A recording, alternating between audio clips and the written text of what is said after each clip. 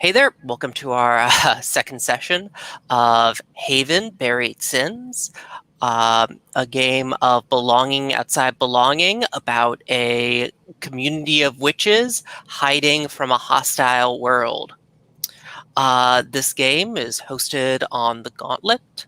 The Gauntlet, for those who don't know, is an online RPG community that puts out a regular zine, several podcasts, as well as maintains a gaming calendar, which people can sign up, schedule games on, and sign up for games. All the folks here signed up for this session through that calendar. If you're interested in any of that, check out the link below.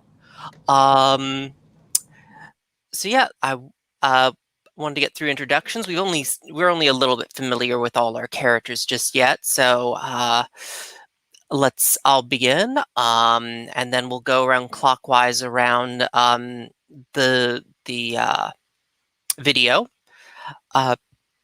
So hi there, I'm Stephen, he, him, and I am playing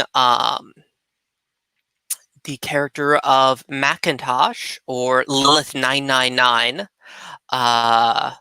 who is our neophyte witch. I am the mechanic of our little community. I am dating ? A fae. I have some I have some parental issues with Helena, and the last time we saw, I was fleeing with Maria through the dark forest. So I'm sure everything will be fine. So yeah, if we could proceed clockwise, Maria. So I'm Ryan, he, him pronouns, and I'm playing Maria. Maria is, so this is from the Ascending playbook. So Maria is the first of a new generation of witches. She's been chosen and brought into Haven for her power, which she doesn't quite understand yet. But we did see last time that as she and Macintosh were fleeing through the dark wood, that she seemingly without any sort of effort called down lightning from the sky to strike at some, I guess there was something oozing from the tree trying to break into their cars. They were stuck on the side of the road. So that's what we've seen so far, and I'm excited to see what other powers she has. But that's it for Maria for now. Cool, and then Garland. Hi, yeah, my name's David. He's he, him pronouns, and I am playing Garland, who also uses he or they pronouns. I'm in the Rose playbook, and Garland is a young witch. He is kind of a more at the natural, unschooled end of things as these things go. He is has a sort of preternatural ability to sort of charm people and generally inspire positive thoughts in people.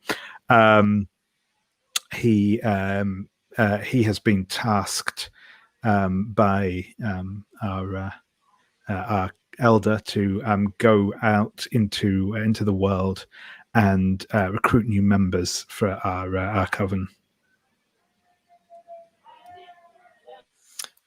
Cool. And then, yep, the speak of the devil. Let's hear from Helena. She might be. We don't know. She's pretty old. I don't know myself. I'm David, he, him pronouns, and I am playing Helena, who is taken from the Eldest playbook. She is the new head of the coven, which is surprising given that she's 250 years old. She's recently taken over due to the disappearance of the former head of the covenant. Sorry, I'm moving my own personal familiar here. But in any case, she is taking over as the head of the covenant, or the coven, and she is at this point invested in expanding the coven's thinning numbers.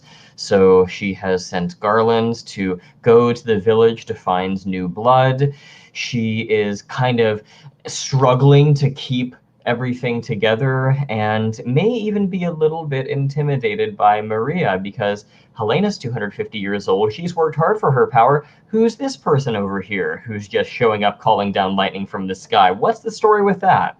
So that's Helena in a nutshell as it stands right now.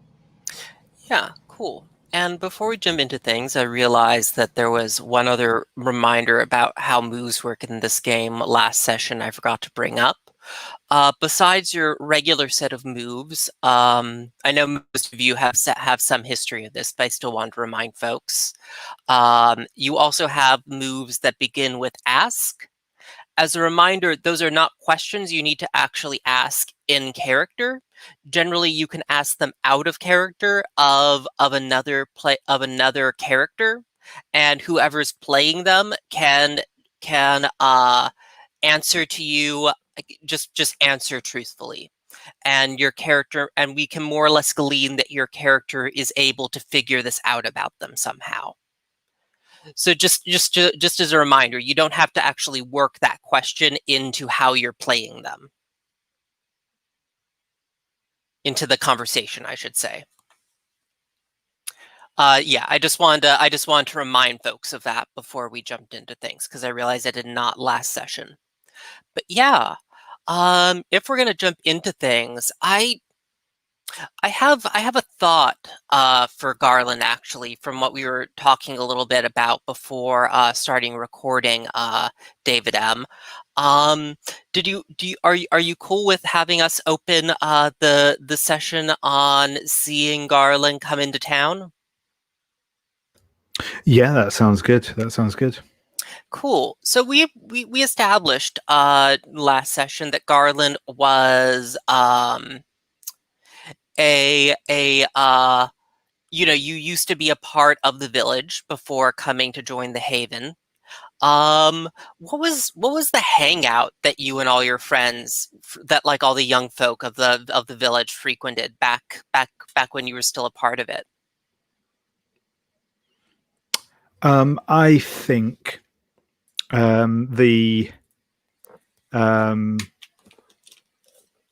like I said, yeah, I think there's kind of, like I said, the sort of a diner in town. I think that we sort of was one of the de facto places, but I think probably the place where the other place where people tended to hang out was like there's a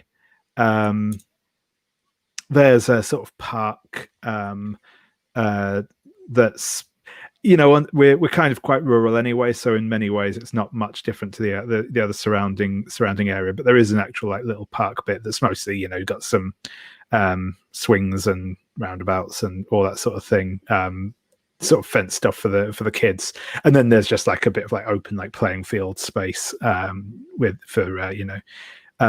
nothing as formal as like an actual like a baseball backstop or anything like that, but there's maybe one of those kind of like a little section of those sort of like multi-function like goalposts, basketball net type things set up, but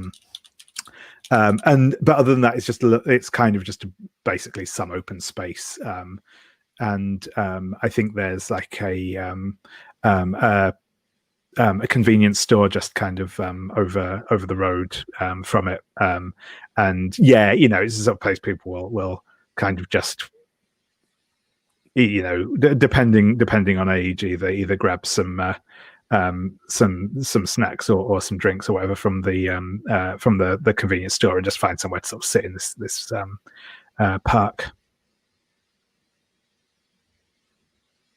Yeah, and I think that we kind of open on you and Desdemona, who we also is with you, coming into the park. And could you describe your old friend Carter for us of the village? Yeah, sure thing. I think that Carter is he's probably sort of in like jeans and a sort of like check shirt sort of thing. I think he works. I think he works at his dad has like a builder's yard type thing. And I think he's working there. He's also sort of studying at like local community college, but yeah, that he's sort of doing some work while he does that. Yeah, I think that there's this kind of definite sense, like when like there's like a group of folks out. I think, as you established, there's kind of a rundown, like sort of just empty space that's really used for a baseball field, perhaps. Some folks were playing out there, but when they see you coming, there's a definite turn where like the group sort of clears the field a bit and kind of mass together. And it's really only Carter that kind of looks back awkwardly at them, looks at you, and kind of steps out to actually greet you. Oh, Garland, you're back? Carter, man, how's it going? It's been a while.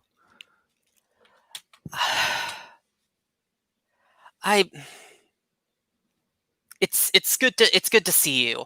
And he gives you a bro hug, but he definitely blushes a bit when he does it. Yeah, and because he is one of the people that loves you. Yeah, and yeah, I will kind of I'll hug him back and say, "Hey, this is Desdemona. This is Carter, Desdemona. Carter and I, we've known each other since we were kids." Does somebody want to pick up Desdemona to play?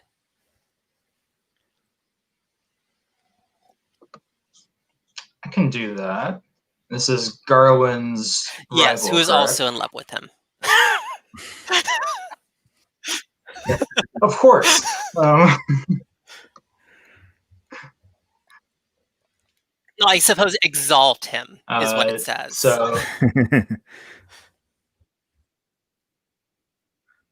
I forget. Did we establish that? So no, Desdemona Desdemona's must from the also be Haven. from the village, Or then? is she from the Yeah, village? she's from the Haven. Okay, so she was raised in the Haven, and she's your rival from the Haven, then. Okay. So Desdemona, like, I think is kind of maybe I think definitely Carter looks between you as he takes your hand. Oh, is this your girlfriend? He definitely has too interested in a too interested question here as he looks to you, Garland. Yeah. No, nothing like that. This is she's a what's the term? Colleague doesn't sound right. That sounds too businessy. I'm good, great. Garland.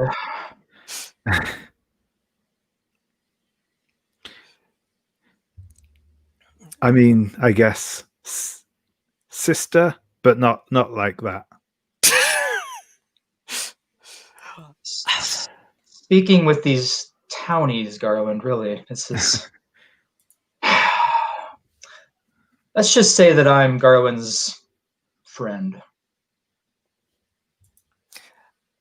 Right. And he kind of looks back at some of the folks crowding at the far end of the field. I don't know if it's the best time for.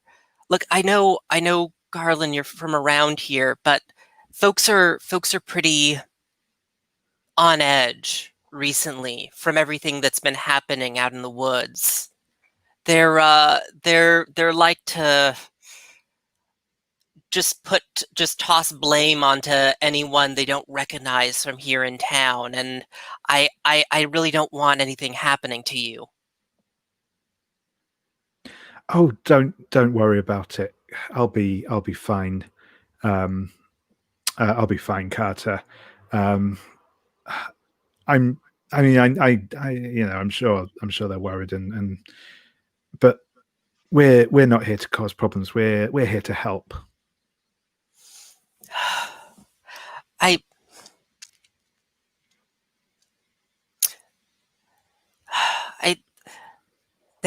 thanks. Look, Garland, since you're here, you always liked being out in the woods, right? Yeah, sure. Look, my dad was in one of the work crews that were out there the night when they all disappeared.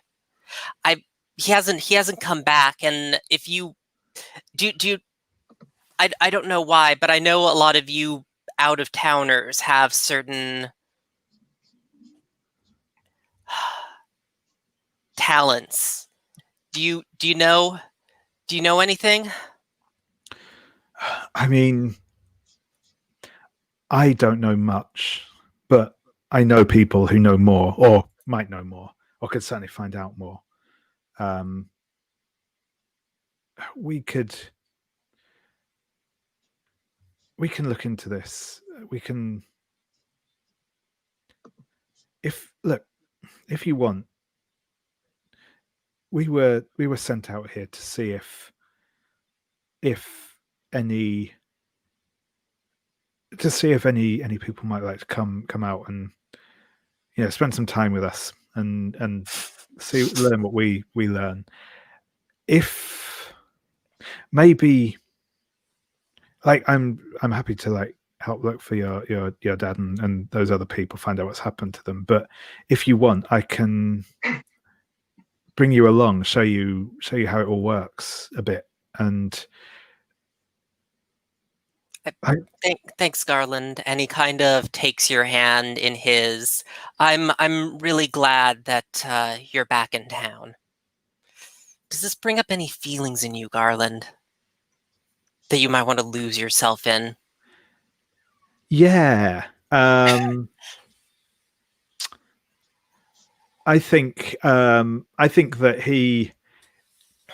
I think as he kind of takes his hand, I think that he just kind of starts to like almost get lost in like reminiscence of like when of their time together as kids, and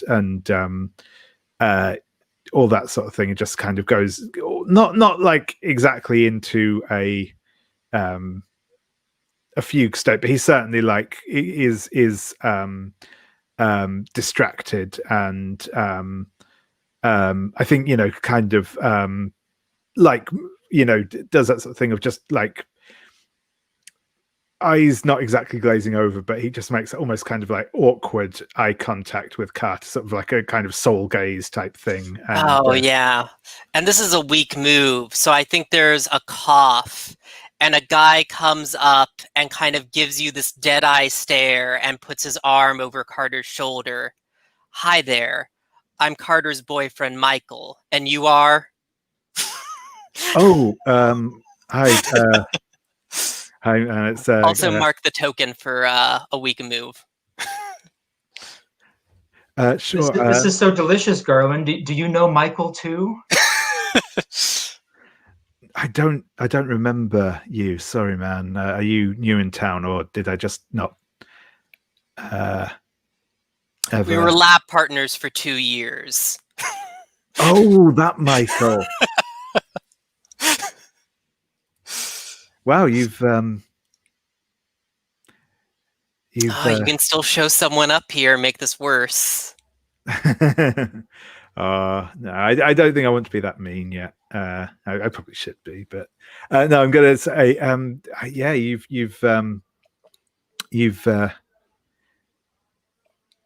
really, you've changed, Michael. Yeah, you used to be such a gawky little kid, but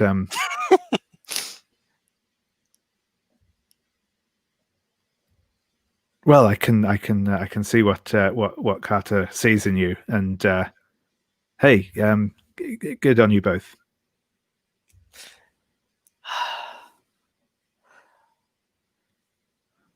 Yeah, and he looks between the two of you. Come on, Carter, we better get back before people start talking. And I think that as they leave, like Carter kind of gives you that look that, okay, I'm gonna see you later thing for the secret mission. But yeah, there's definitely like a tension here. You of course definitely feel like the outsider of the town right now. Sure thing. Awesome. I think that's a good moment to end the scene there. Let me add that as an NPC. Michael.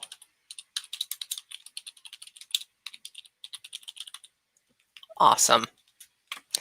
So yeah, do folks have any other scenes they really wanted to see?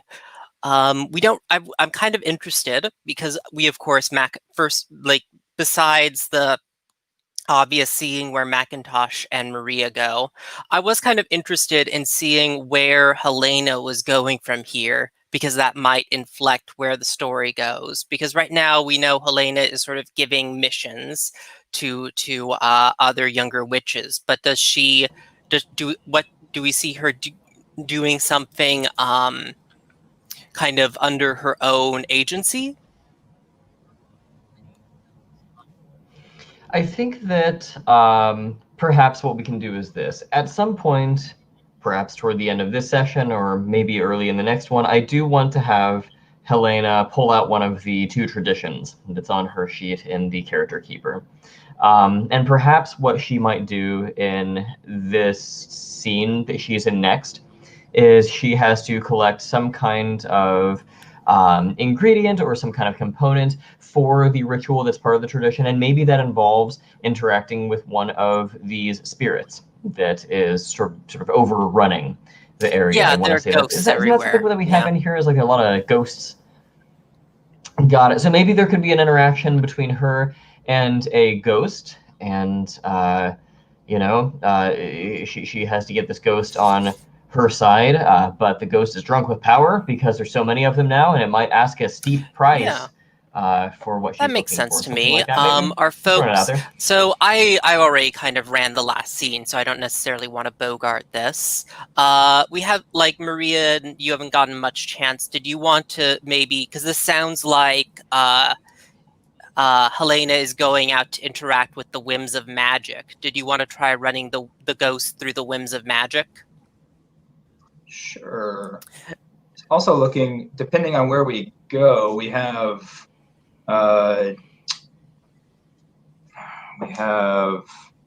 buried sins and secrets in the dark forest. I don't know if any of those, like, I guess depending on how Helena's deciding to seek out this ingredient. My Yeah. thinking.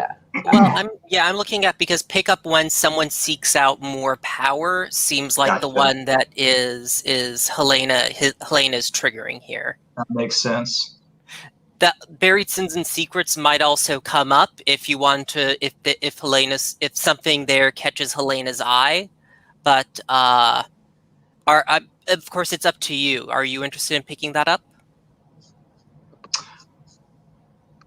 I mean, for me, it depended on how Helena was going to go about this. I do have an idea as to how I might. How about you frame the scene? Is this over at the kind of small, like, seaside caves that we established? Are you asking me to frame the scene, or? Yeah. Okay, I was thinking that the traditional ritual will ultimately take place in these grottos, but Mhm. my thinking is that perhaps before this can happen, Helena needs to find a spirit who is able to consecrate the grottos with her, or perhaps provide some kind of artifact of that spirit's life that she can then use to consecrate the grotto. So maybe she's looking for a ghost, and she's gonna say to this ghost, look, I need to know where your remains are, or something like that, because I need your remains in order to make this tradition happen. So if you tell me where your remains are and give me access to them, I'll do something for you. So it's like a negotiation that will ultimately complicate things down the line. Okay. So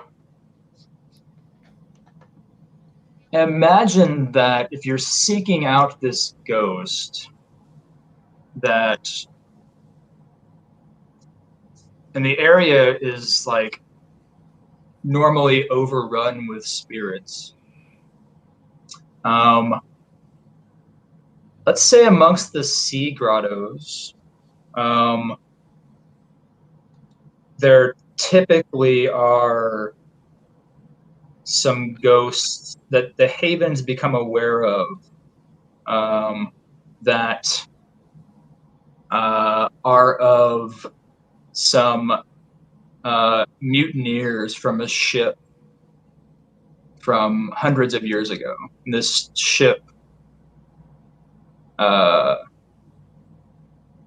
crashed out here off the coast. And so that's why these ghosts are trapped. So you know you can find them out there somewhere. Oh, Helena is hundreds of years old. Did you used to be a pirate? I like that. That's great. Perhaps I used to be in love with one of these pirates. Back before I still believed in love. Back Oh, when that was the case. well, I think we know who this ghost is then. I mean, even better, like I think maybe like the Haven knows that these ghosts are there, but only Helena knows like who they are and why they're there because your love is there. One of these mutineers gone wrong. That works. All What was the right. name of their ship?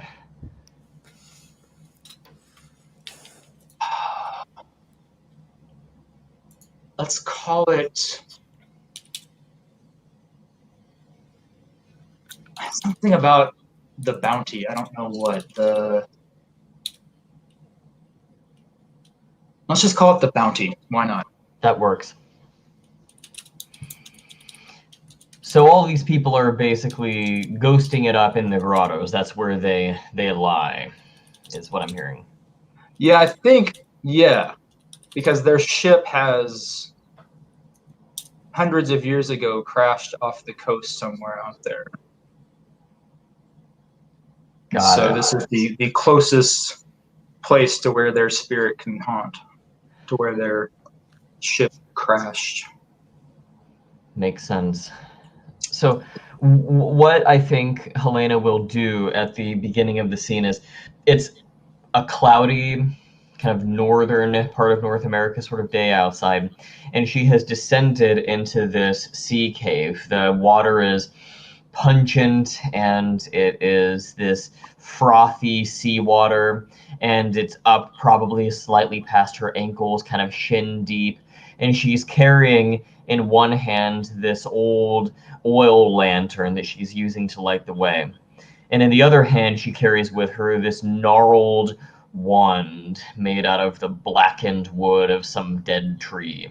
And as she kind of sloshes her way deeper into this labyrinthine network of caves and grottos, the wand she holds over her head, it begins to emanate this sort of, even though it sounds oxymoronic, this darkened light from it. And as she comes to a place that she has been to countless times before, she utters the words, "Spirits of the bounty, the equinox beckons, come to me." And she holds the wand over her head and waits to see what emerges. And so from this darkened light,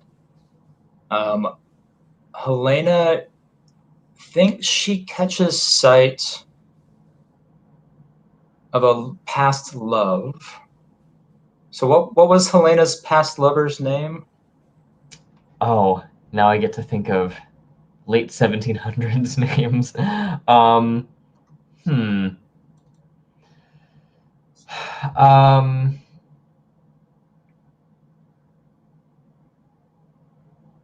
Abraham. That sounds old. It does. So Helena sees Abraham slowly and quietly come into view of this light that she's holding forth. And Abraham turns to Helena, and he looks surprised to see you here. And Helena? What's going on? Where am I? Abraham, have you forgotten already? Out of character, what time of year is it? I want this ritual to coincide with the change of seasons. So is it moving into summer, autumn? I leave that up to you. You're the one in charge of rituals. I don't think unless it matters particularly to maybe Garland, who has a relationship with the forest. Got it. I was thinking autumn, perhaps, because it's just Sure. I think thematically it's very colorful and it's very spooky. It's a good like witchy season. It is. So we'll say, Abraham, have you been sleeping all this time? Autumn is upon us. The ritual of the blooded vow beckons. I need you to consecrate these grottos that I may once again preside over it. And what do you need me to do? And he still looks confused as to why he's here. Abraham, these are your grottos. You and the rest of the crew. I need your blessing that I might consecrate this network, this maze of caves. I need your remains, or something akin to them. A scabbard, an old flintlock pistol, something that harkens back to the day that you and the rest of your crew drowned. My remains? Are you saying? And he collapses to the ground. I'm dead? You forget so easily, don't you, I say, and I will kind of go over and sort of place a gnarled, bony finger with oversized knuckles onto his spectral form, and there's kind of a shimmer as they make contact. And I'll say, we have this conversation every year, Abraham, and you never learn. Are you calling someone foolish or ignorant? Ooh, is that a... Weak move? Yep. Oh, that is a weak move for me. I will imply that he is foolish and ignorant. I'll imply that I have all this knowledge and all of this power over him, and is his old hat to me. So yeah, I'll imply that. I'll be like, Abraham, my little boy is what I call him. We have this conversation every year, and you never seem to learn. How would Abraham react emotionally to being called that and to having that implied? Yeah, I don't think this was a term of endearment. And seeing as it was a weak move, I think so. Abraham's form kind of shimmers like an orange red, and his sort of spectral form pushes away Helena's hand and says, "You always told me what to do. It's your fault that I'm here. If it wasn't for you, I wouldn't have tried to take Ugh, and he storms off to the corner and turns his back to you, much as he did when he was still alive and you two fought. Abraham, you must understand the tempest that I summoned. How could I have known that your ship was in it? There is no need for old grudges to prevent progress. For as you might recall, there is a village far from here, but it is coming nearer. And the nearer they come, the more likely it is that your remains will be disturbed. And unfortunately for both of us, mine and my kind are the last bastion of resistance against their kind. So tell me, Abraham, what would it take for me to convince you that I do have your best interest at heart, that I deserve access to your remains? This sounds a bit like one of your strong moves. I'm kind of asking how I can gain respect, I think. Yeah. Is that what you were thinking? Yeah. I'll go ahead and spend a token there and just make that the question I put out there. Well, how can I gain his respect, even if it's begrudging? So I think, so you've mentioned that you've told him anyway that you need something that was his, and you've mentioned now also that this village, as it kind of encroaches upon the outside world, that his remains might be disturbed, right? Right. So I think you could probably get him to help you if you promised that you would keep his remains safe. And I think we need to do something here that'll put his soul to rest. Like, he doesn't like being in these grottos. So I think it'll be kind of like a, killing two birds with one stone sort of thing. If you can convince him that his remains will be put to rest in a way that they won't be disturbed, in a way that it is respectful of him, he'll tell you where these things are. So you'll get what you want, and he'll get what he wants.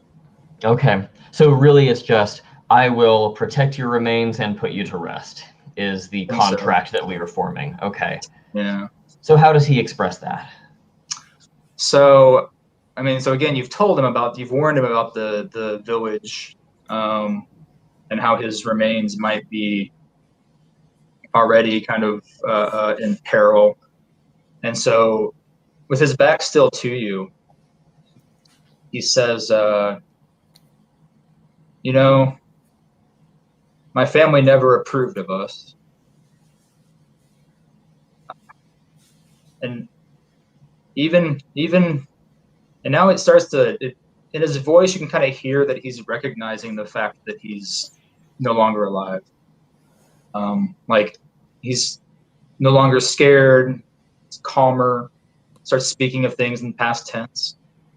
And he says, even if I hadn't been lost at sea, they wouldn't have allowed me to be buried in the cemetery.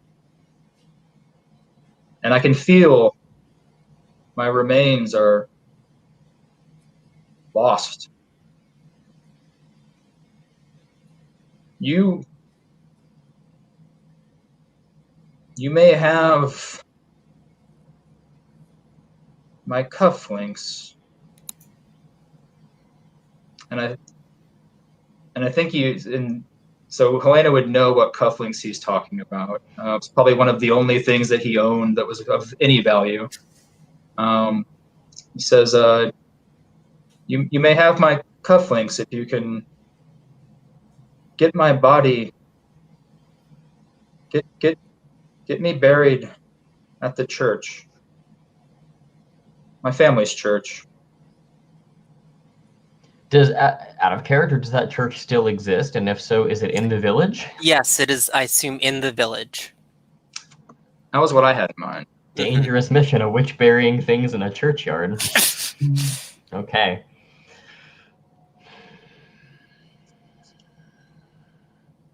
The contract is sealed, Abraham.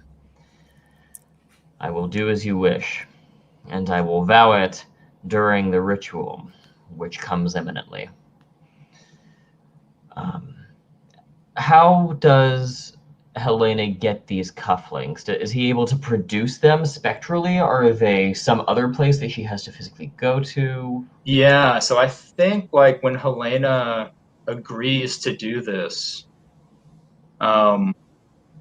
Abraham turns to her and walks towards her and then kind of like through her and vanishes. And when he does that, she suddenly realizes where his remains are. And I want to say that Helena's going to have to go find his remains out at sea, at the where the Bounty wrecked.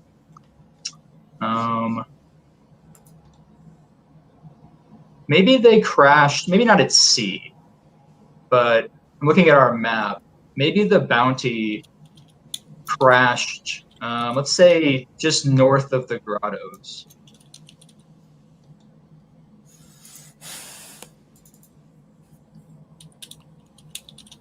So maybe it's in like this small cove or something along those lines, and it's this long rotted away kind of where the shipwreck was, and it's somewhere in that ballpark. Yeah, I think that it's one of those things that lost and never recovered and just left to time.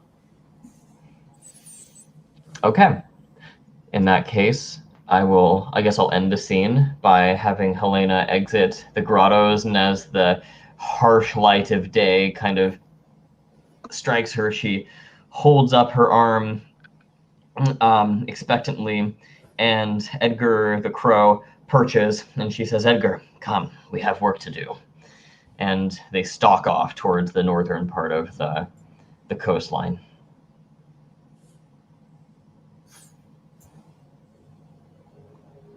That works for me. Cool. Awesome. So from there, I think I want to actually finally get to what is happening with Macintosh and Maria. And to get a sense, Maria, like, are you cool with maybe us? Because we established that we have a Fae with us. Presumably, we're trying to get her back to the other Fae since she's injured. Do we want to just open on us having made our way deeper into the woods to where the Fae secret grove is? Yeah, I like that. Like almost immediately after the last scene, just kind of like stalking off into the woods. Yeah. Maybe, yeah, like, yeah. And I feel to kind of key in with the other moments that we see that it's evening now to imply that all this other stuff was perhaps happening at around the same time, but now time has passed some, and it's now evening. And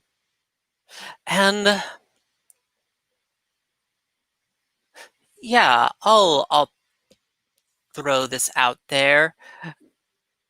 Garland, you're beloved of the forest. What does this grove of the Fae look like?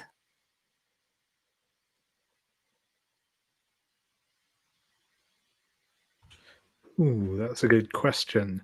I think it's lots of those like the very gnarled trees that we see around here, and those, when you get the ones that have the roots that are growing almost just like out above the ground, very like twisted thick roots, and I think that they almost form like benches and seats and stuff amongst these roots.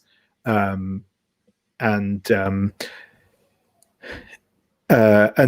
sort of like carpeted in thick moss. I think that like Macintosh steps forward awkwardly carrying Rosie, and she just kind of calls out, hello, Mr. and Mrs. Rosie's parents.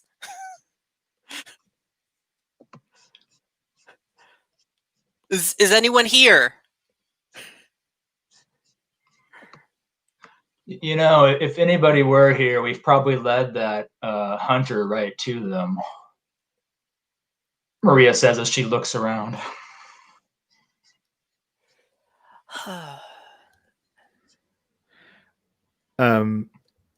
Yeah, and I think there's maybe like the sound of leaves sort of rustling from behind, and as you turn around, there is a sort of a figure seated on one of these tree roots. They are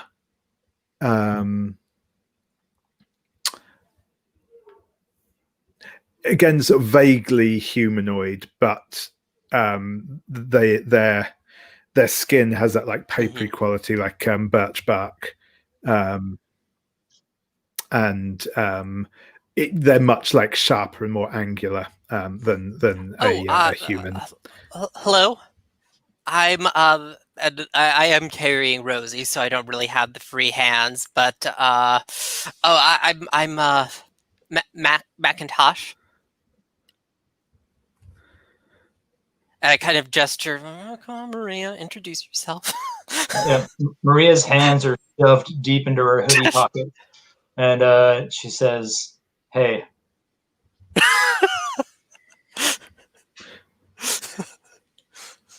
And what have you done to our child? Oh, it wasn't us. There are hunters in the woods. They were following us, and they came after Rosie. We tried to come here. We wanted to see if there was something you could do to help her.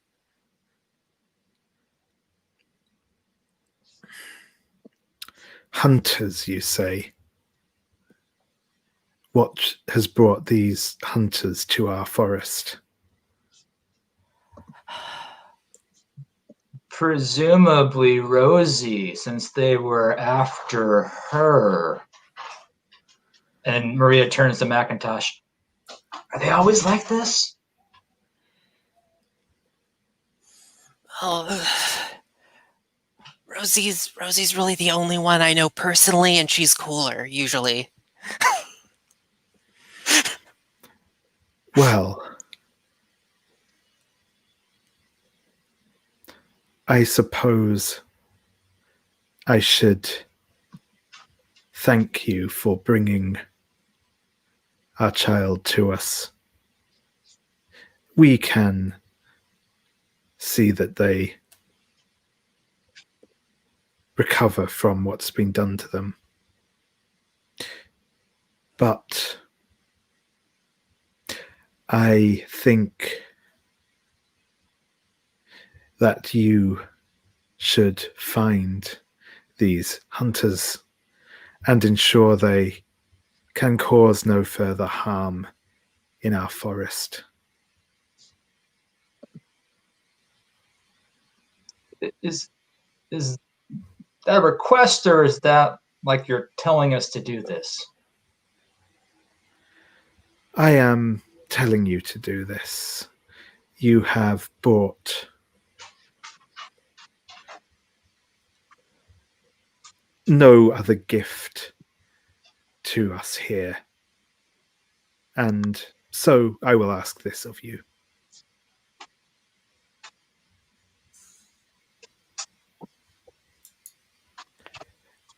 Oh yeah.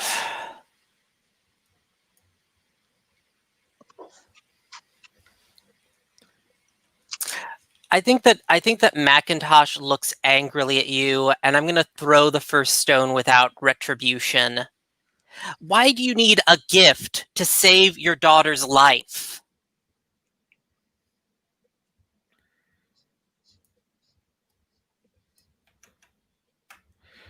Because We did not invite you into this place. You came here unasked. We will care for our child, of course, but it is your transgression upon this place that must be paid for.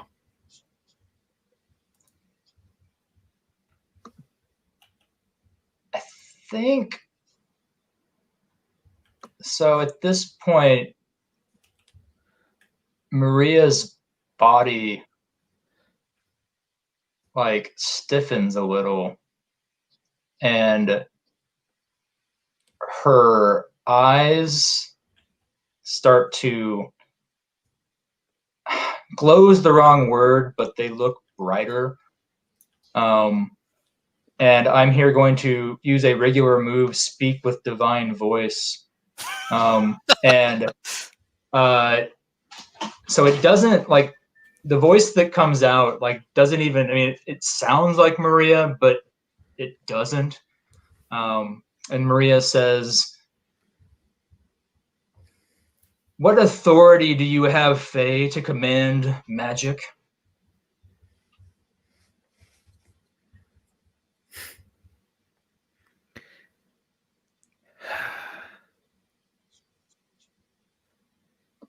A powerful one, I see. There is much weight to your words. Very well. Then I request that you seek out this hunter, and should you put an end to them, I will consider it a favor and shall repay you in kind. And Maria says, or rather the voice speaking through Maria says, "Your favor has been noted." And she relaxes and her eyes go back to it being Maria. It's like Macintosh looks at you and says, "Maria, if you're done playing 6th season Willow, we can I think we need to go see Helena about this." Mac, what the fuck are you talking about? Look, I get that you're a badass and everything, Maria, but I don't think the two of us on our own are going to be able to deal with whoever's come into this forest.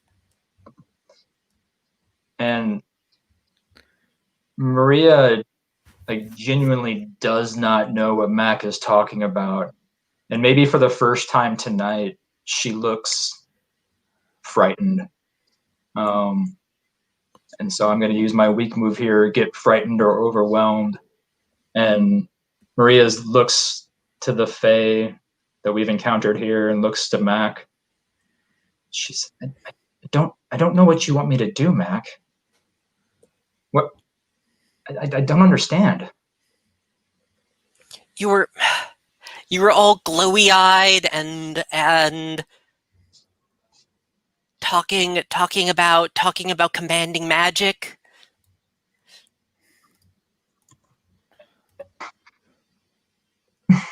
And fuck off, Mac. And I'm gonna turn and just like stomp off into the woods. Oh, and Macintosh is she is just torn in 3 directions. But in the end, she's like, "Oh, fuck you too, Maria," and I am going to run off to try to find Helena back at the Haven. Because I am taking my own weak move, run desperately to your elders.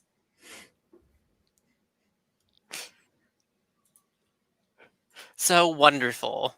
Just that ended well for both of us. I guess it's a scene, yeah. Yeah. Yeah, so that brings us to the 1 hour mark. Are people cool with taking let's call it 9 here and meeting up at 15 after? Sure. Cool. Hey there, everyone. Welcome back. So I had wanted to ask, do people have an idea of where they want to take things from here? I'm kind of interested, since Maria and Macintosh have split up, and seeing them perhaps encounter some of the other witches who are now basically all wandering the forest. Um, uh, Yeah, I was thinking that Maria is going to be like, because at the moment she feels very overwhelmed by all this witchiness, that she might be heading back towards town. So, um,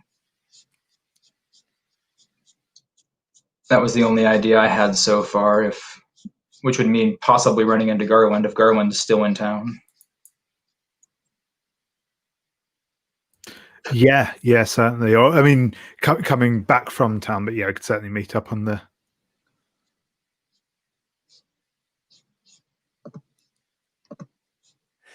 yeah. Do we see, like, to figure out where the scene is set? Do we see? Is this so? Is this stumbling into that abandoned lumber camp, or is this properly back in town, do you think, the two of you? Yeah, I'm trying to see, like, so I'm looking at the map here, and like, I assume that Garland and Desdemona like probably drove into town, right? I don't know. Like, we haven't really established, like, Yeah. there's much in the way. Like, we know that Macintosh has a car that she keeps on the mainland as a secret. How do you think you got into town, Garland? Yeah, that's a good question. I guess I kind of assumed just walked in, but I Yeah. again I didn't have a particularly like firm idea of distances and stuff. So do we imagine that there's maybe like a footpath that goes like from Coopersville up north around the grottos and out to the Rust? Yeah, So something that, like that. yeah, so if Maria were going south into town, that maybe she passes or crosses paths with Garland and Desdemona walking back towards Haven. Yeah, sounds good. Yeah, and I kind of like the idea, just to kind of flesh out where this place you meet is a little bit more, that we establish there's also some old mining. This town used to be a mining town, and but there are some old mining shafts that lead into the grotto as well. Do we think we kind of see like the image we get is this kind of now kind of overgrown and mostly sealed off shafts leading into the mines? Yeah, and probably some like stuff that, like industrial stuff that's now also kind of like broken down and overgrown, kind of around where these mine shafts open up. So the land is certainly reclaimed all this old mining stuff. Maybe Maria's like kind of like arms just wrapped around her, like stomping past this stuff as fast as she can, like towards the town, trying not to trip over any of this either overgrowth or old industrial stuff out here. Avoiding mine Yeah. shafts. Yeah. And how do we see as like the two of you run into each other? I mean, I had it in my head that like, so Maria sees Garland and Desdemona, and she's like, oh, fuck, and like is just stomping towards town. Like, even though they're the only three people on this road, like Maria is pretending as if not to see them, as she's like stomping towards town. And Garland's just going to sort of call out and wave and say, "Hey, Maria, how's it going?" I think that Maria's feeling super insecure right now and super overwhelmed, and like so much so that normally she would be feeling some sort of attraction to Garland, especially given their history. But I think like right now she just feels so overwhelmed that she's just like, fuck off, Garland, and keeps stomping towards town. Oh, I mean, this is not, so this is basically me, like, I'm not angling to get tokens for sure, but this is me still using that weak move. Like, I'm still overwhelmed and frightened as I'm stomping towards town. So if any of the setting elements want to respond in kind, like... I think I'd like to spend a token to ask what is most important to you. Possibly what right now, maybe rather than as a kind of existential level, but yeah, feeling that like, because she basically just came out of, I guess a sort of fugue state. Like she didn't know what was going on, and people looking to her to like do something. And so I think if you could just make like, what would be important to her right now is feeling safe and like feeling like things are under control, and that maybe she doesn't have to do anything. Cool. So yeah, I think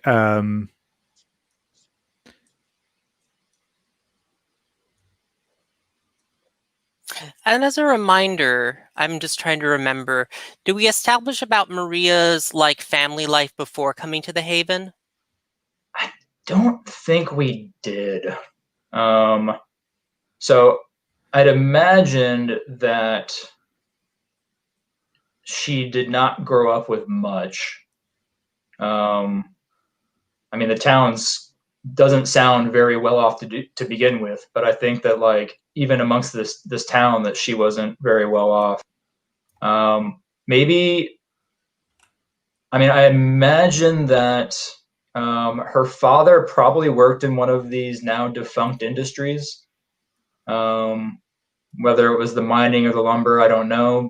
And mom was probably housemaker, stay-at-home mom. Mm-hmm. Maybe she's got some siblings. Right. But they would all still live in the village, I think.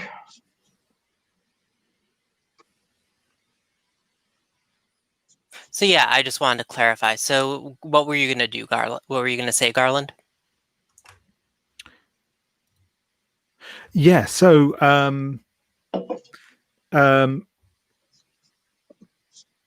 I think Garland's just going to say, well, look,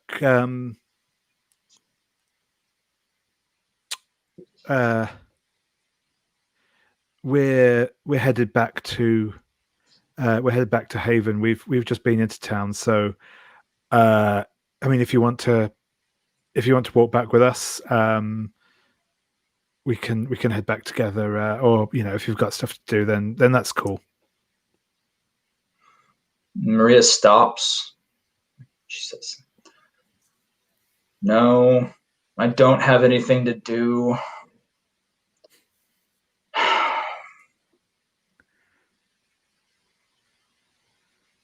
Do you have any luck in town?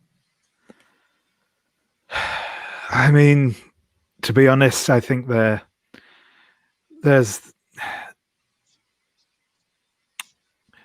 they seem pretty cagey of us in general. I met an old friend, and I don't think it's a lost cause, but yeah, it's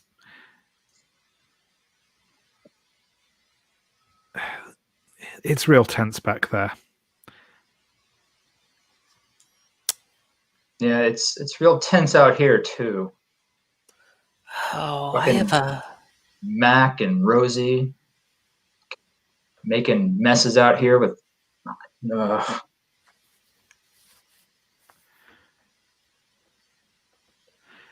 Yeah,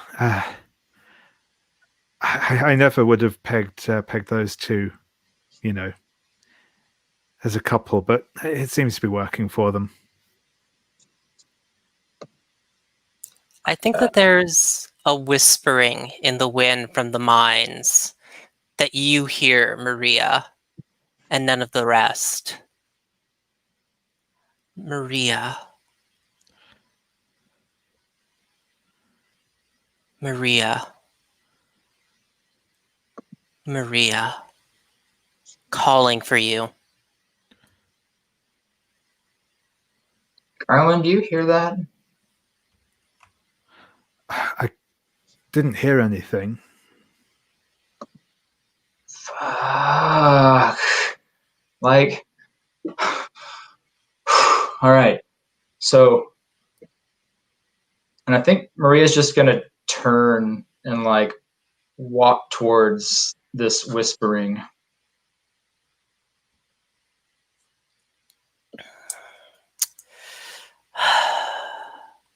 And then maybe, I think, stop and turn back to Garland and like, look, I can't explain it, but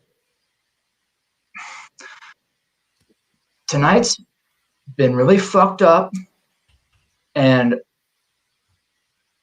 none of this shit feels good, but there's somebody whispering my name and apparently I'm the chosen, so can you come with me? Of course, I'll come with you. This sounds serious, I guess. So yeah, no, I'll come with you. And I guess you too, Desdemona. I mean, why not? And yeah, so with Garland agreeing to come with me, I'll perhaps gather some sort of bravery or strength or whatever and follow this whispering. As you grow closer, I think the chanting grows more audible to the rest of you. Eventually, as you draw close to one of the sealed shafts, I did not think that you would find me, Maria. I thought that Helena would want to keep you away from me. She has no love for our bloodline.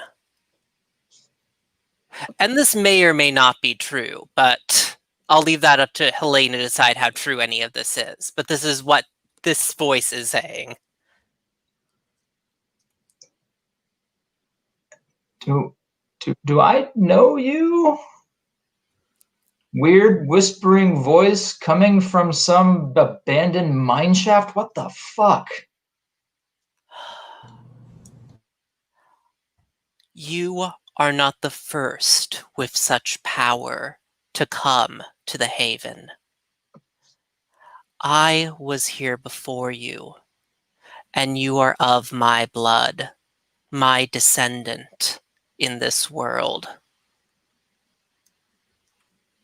I was to lead the Haven to a new life, to a new rule.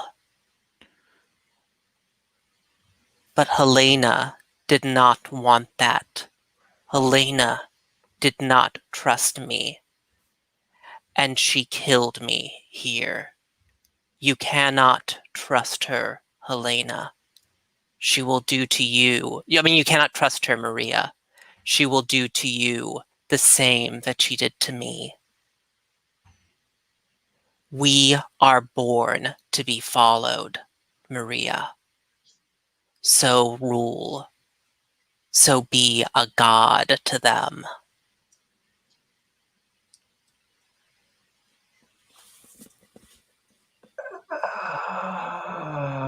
look, and I'm gonna look to Garland to see if he's heard this whispering I think before that I at say this anything point, further. Garland has. I think as we establish, as you draw Yeah. closer, they all can hear.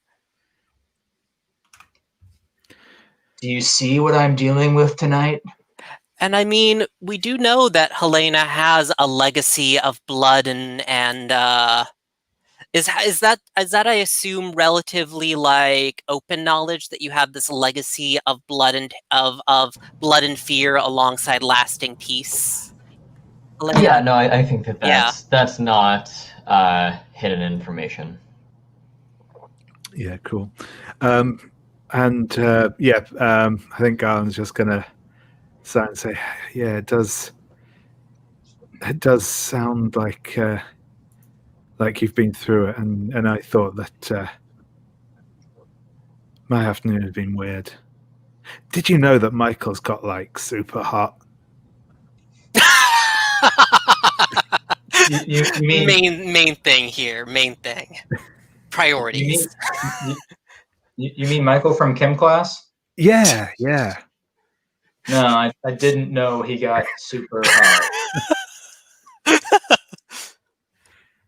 Thanks, Garland. All right, well, thank you, whispery voice, for the warnings that the old crone's got it out for me. I appreciate it. I want to help you, Maria. I simply need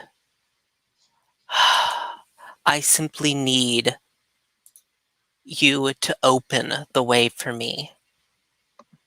And I can offer you our power combined. And what would this opening the way entail? I lie buried here beneath the wards and bindings of that old hag. They must be unwound. And then you and I can be together. You and I can be family, as no one in Haven will be family to you. I am the only one like you, Maria. Except for the fact that you're dead, right? No, that's Dead okay. is relative to a witch. So, like, I'm half tempted here to use a strong move to put it into something permanently, and just free this thing. But I kind of want to like see where this goes. So, like, I think though what I'm gonna do here instead of even that is I'm going to hesitate at a crucial moment. And Maria's gonna go,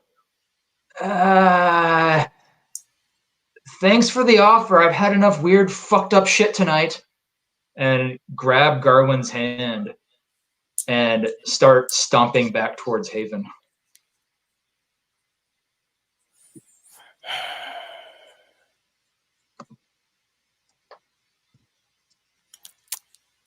I will always be here, Maria, waiting for you.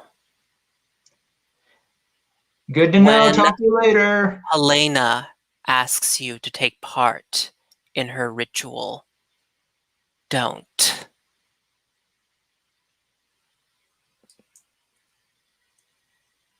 Okay, thanks. Yeah.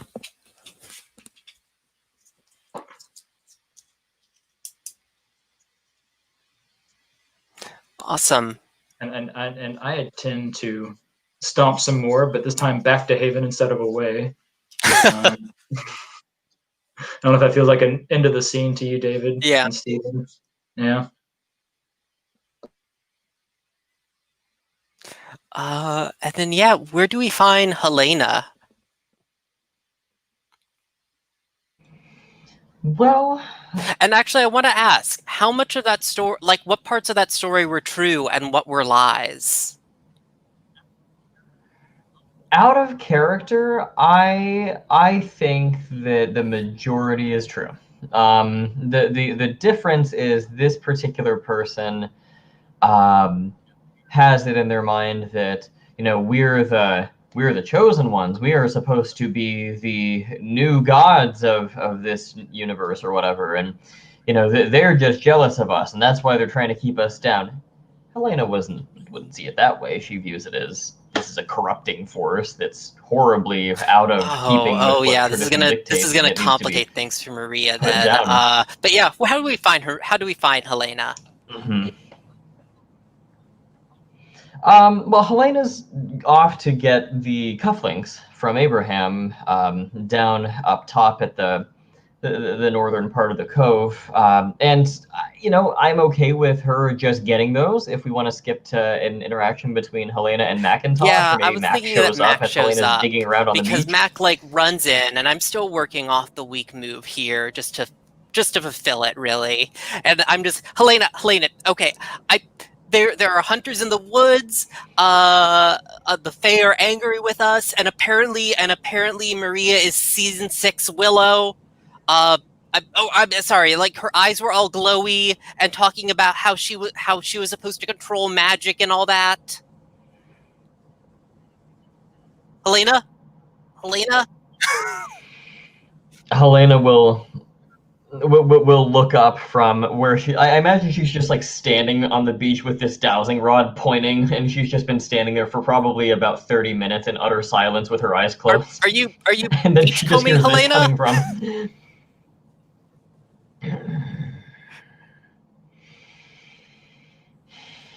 I stick the dowsing rod in the sand.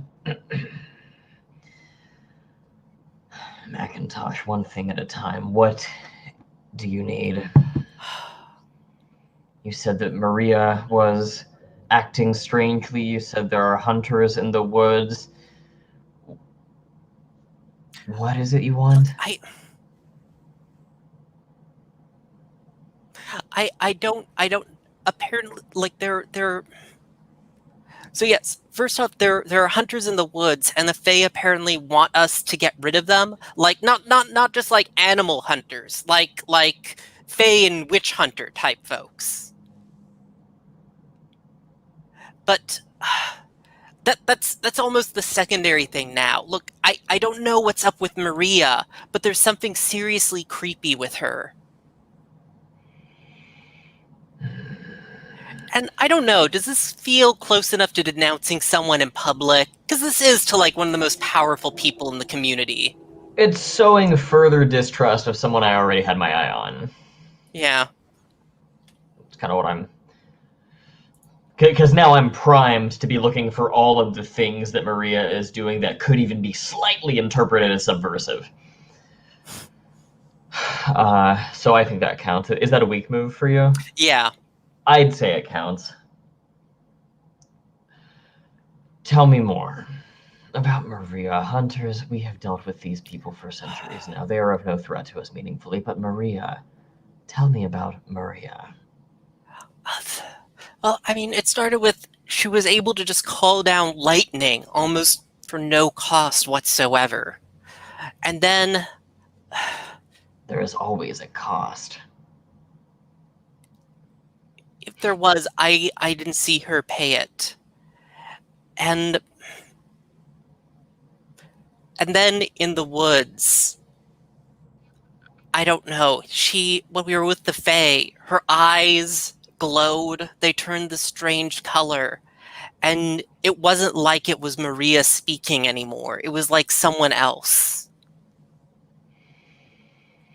Can I use a let me see here. I would like to use You have the a weak move, yeah. Remember an ancient enemy. I will think this can tie into the voice. Like I've seen this before. Yeah. Oh no, is the thought that's going to go through Helena's mind. You said that a voice spoke through her. Tell me, what did it say?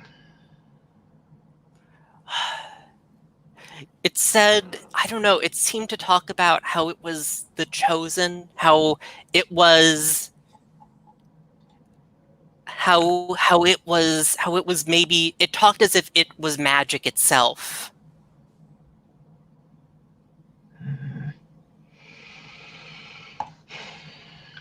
I see. I'm tempted here, out of character, to basically say, Macintosh, this doesn't concern you, let me handle it. I don't know that that would qualify as taking responsibility for someone else's issues, because it really is my issue. So I won't say that that's a weak move. What I'll do is I think that Maria will pause. I mean, if you do say that, go ahead. I was going to say, yeah, I might say that. I just won't count as a weak move, is my thinking on it. Yeah. Because it's everyone's issue in my mind, including me.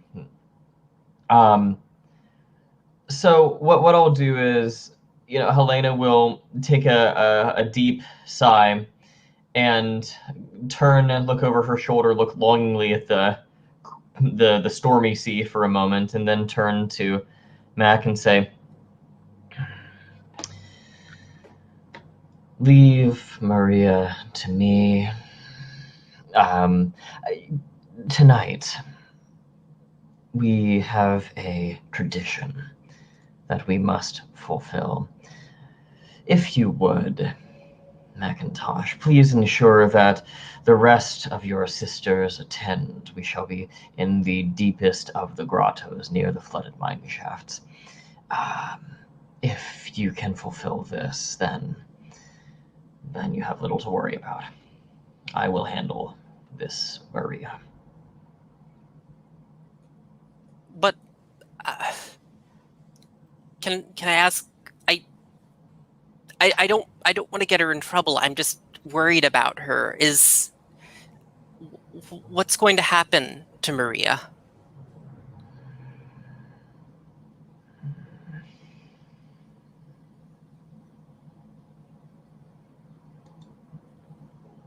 That is up to her.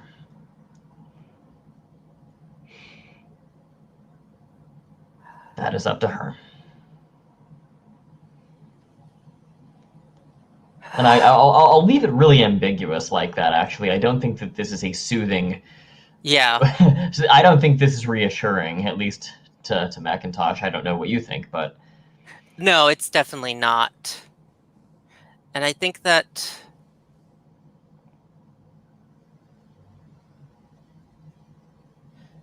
Yeah, I think that definitely she kind of looks awkwardly at you and...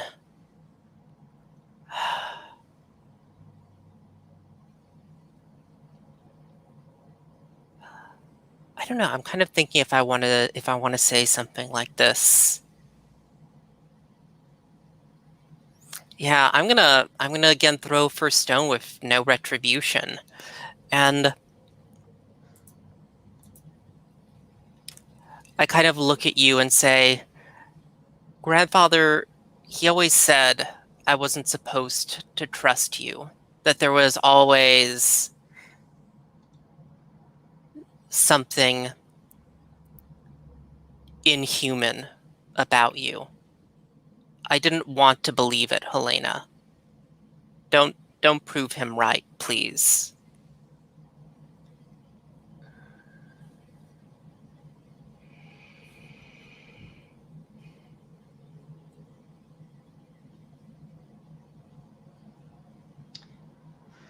Macintosh, there are few things in this world that are trustworthy. That you will learn in time. But I assure you that I have not and will never leave your side. You mean too much to me.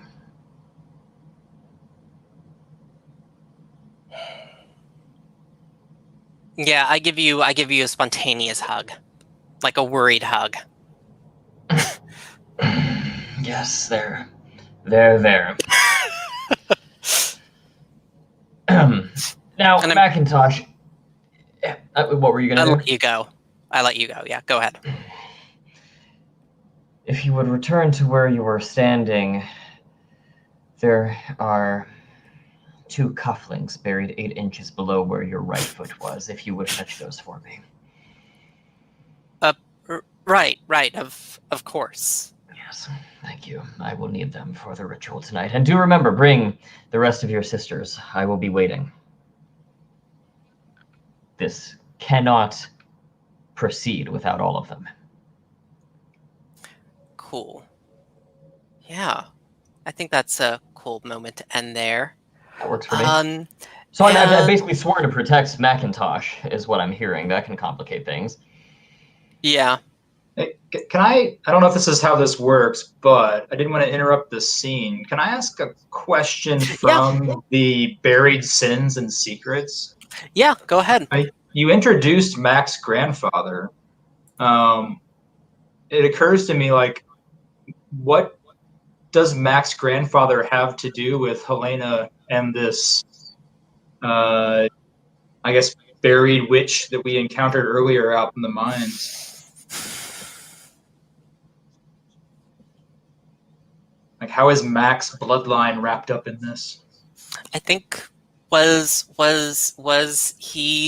she his first wife? Yeah. Helena was the grandfather's first wife. Yeah, I not like Helena, that. the buried witch. Oh. And that's why he didn't trust Helena. Yeah. I like it. That makes sense. It wouldn't surprise me if Helena had to do something that was especially monstrous or inhuman to contain this witch, because they were so powerful. You know, maybe it did kind of taint her in some way, and that is sort of a buried secret of sorts. Mm-hmm. Yeah, and if there's ever, I should note, a time when you want to, because I myself added something in for one of the elements. If there's ever something you want to like add in or ask about, but you don't want to interrupt the flow of things, you can always just put it into the private chat as well.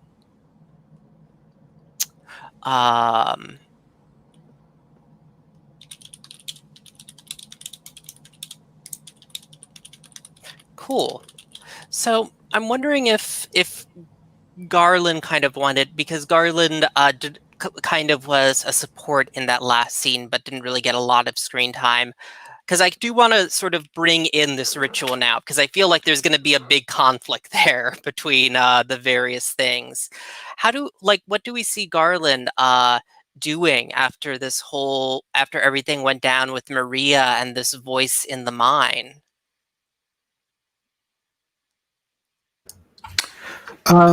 Yeah. Is Garland actually investigating still, or is he doing something else?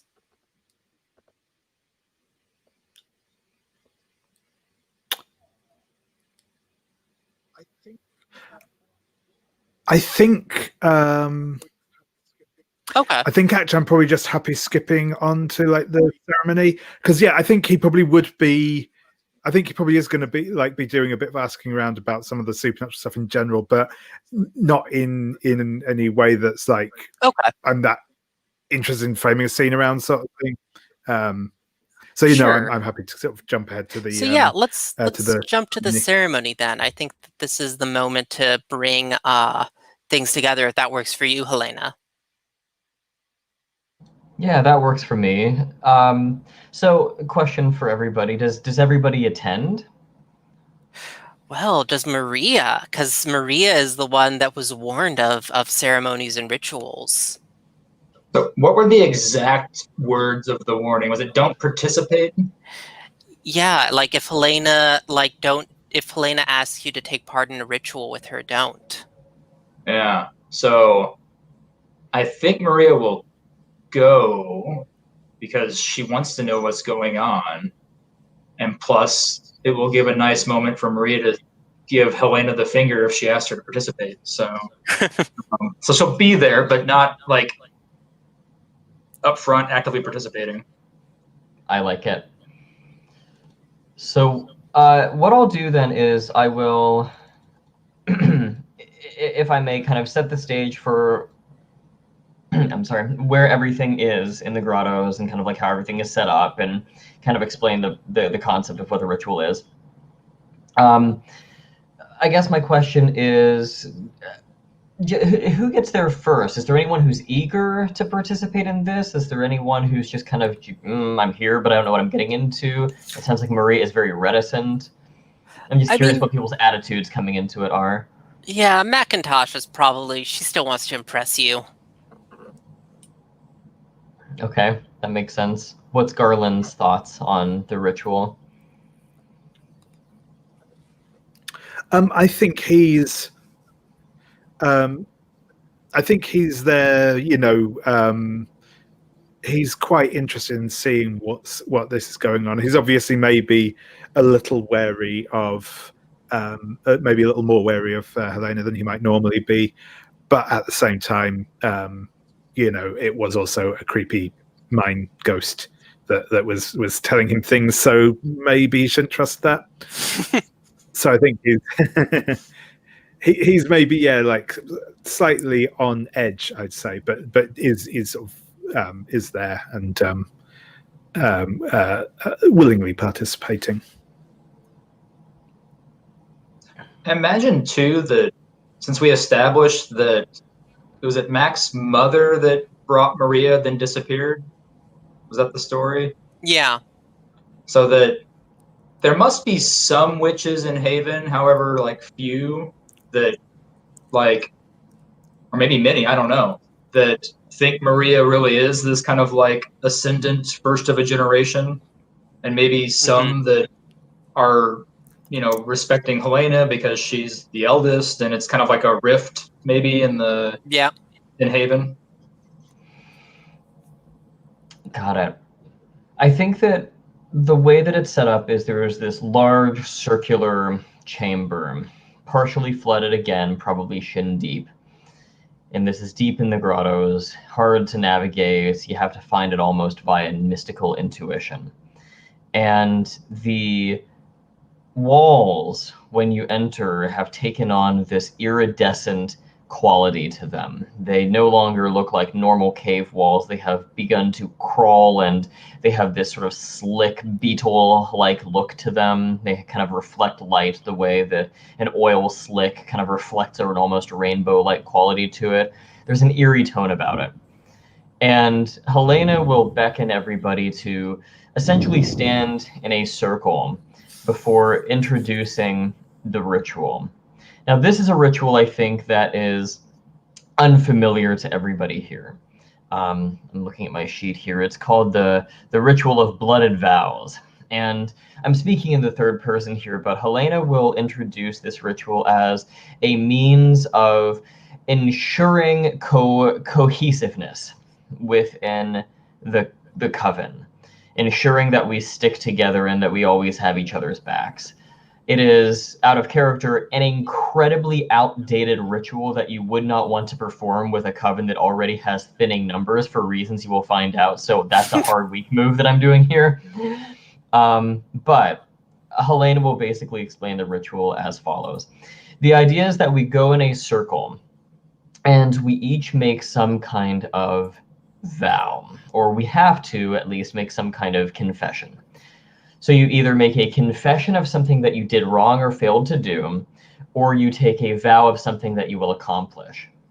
You then say how you will make reparations for that failure, or how you will accomplish that vow. And this is like a public confessional kind of thing. So that is your role as the confessant when it comes your turn. Everyone else, if they participate in the ritual, must agree to 3 terms. Number 1, they will not hold anything the confessant says against them. Number 2, they agree to assist the confessant in fulfilling their vow by any reasonable means. And number 3, if the confessant fails to uphold their vow, everyone in their presence agrees that they will destroy them.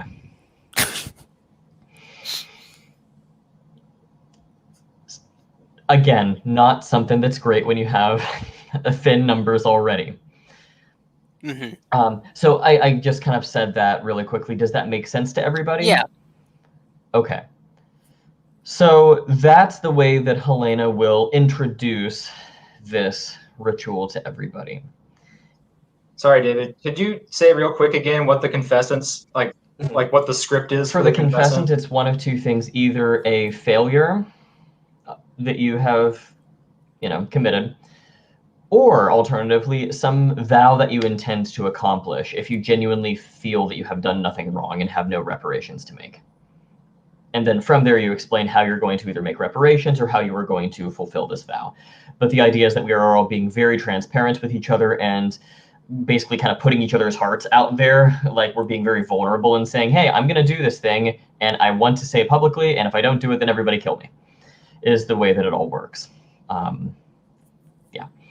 So, Helena will probably take an unnecessarily long length of time to explain this, and it will be very theatrical and couched in all kinds of archaic language.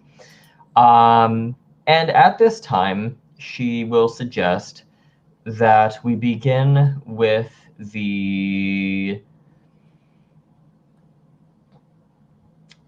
newest members of the coven and work up from there, ending with her.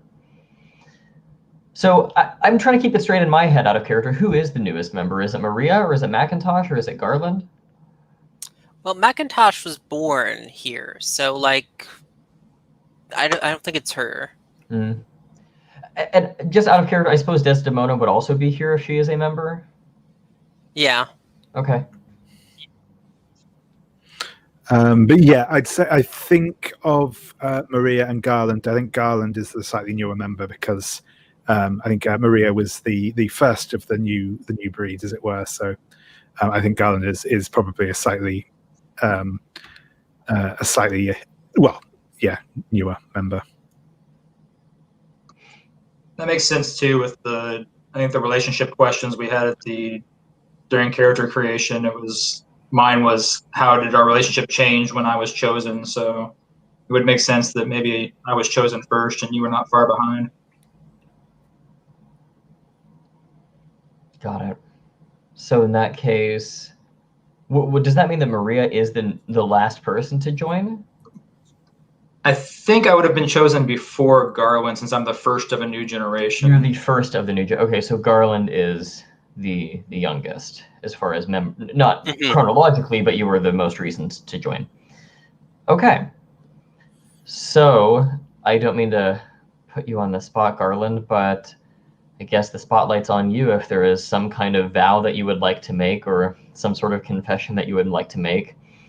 And Helena will emphasize here that this is a supernatural contract that we're making with essentially forces of nature itself. If you break this contract, then horrible things will surely come to you in the dead of night one time. So I'll just put that out there too. Yeah, and I want to ask Helena, what mark does this cavern bear from your fight with Victoria?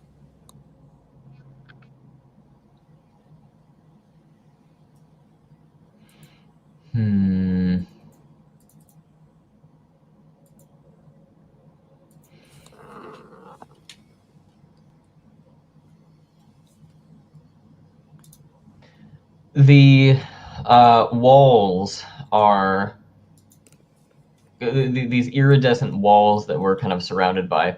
They always have a thin kind of trickle of water running down the sides of them.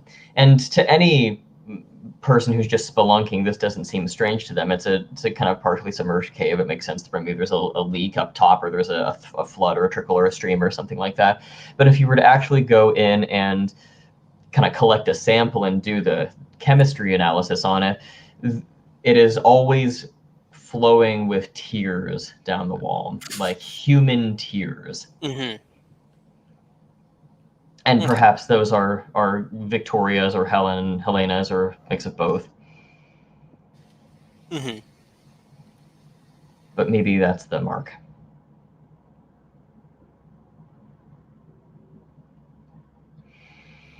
So I will at this time take kind of a perhaps the gnarled wand that I was holding earlier, and I will ceremonially kind of offer it to Garland, that you may kind of hold it and place yourself in the spotlight as this light kind of emanates from it. And at this time, you will offer your confession or take your vow, and then the three of us all are supposed to collectively agree that we will not hold anything you say against you. We will help you accomplish this goal within all reasonable means, and if you fail, then we will destroy you.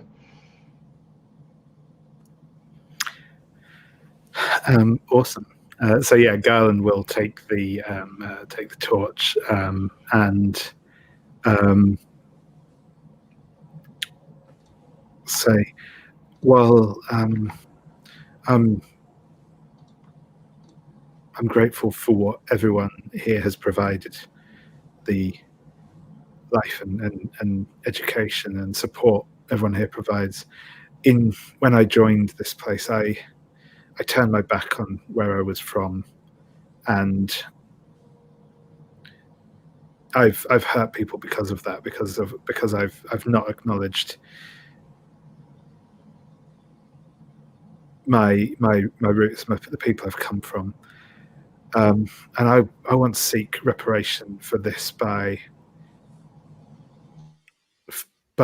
stopping whatever it is that's preying on people in the forest."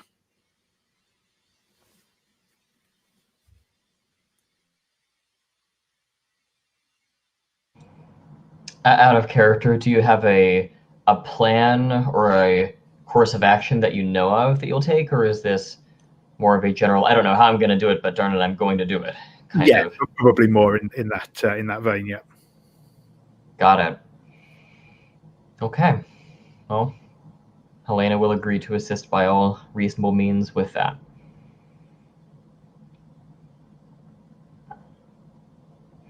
And does Macintosh or Maria have any reaction to this?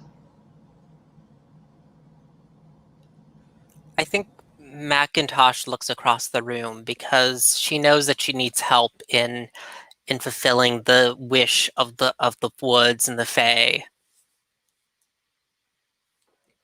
She makes a note in her head: need to enlist Garland in this.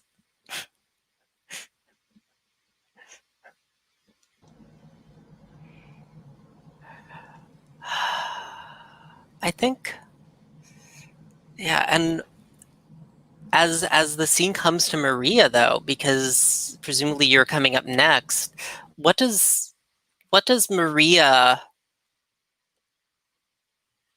like? Does Maria take part in this? So torn what to do here. I'm feeling what Maria's feeling. So I think Maria's been back away from kind of the center of this ritual as far as she can get anyway, while still being in this grotto, in this cave. And certainly her intention is not to participate. So after Garland kind of makes his, I guess it's a vow. Was it a vow? Yeah. After he makes his vow, Maria can sense that attention is turning towards her since she's next in line, so to speak. And again, she's got her hands buried deep in the pockets of her hoodie. And she says, pass.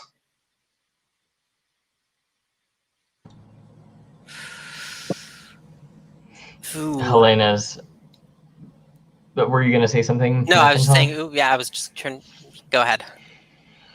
Helena's eyes narrow in the dim, cavernous light.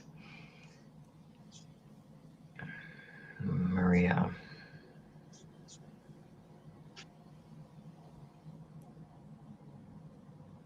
Surely you are not betraying your sisters at such a critical time. No, I'm passing on your ritual.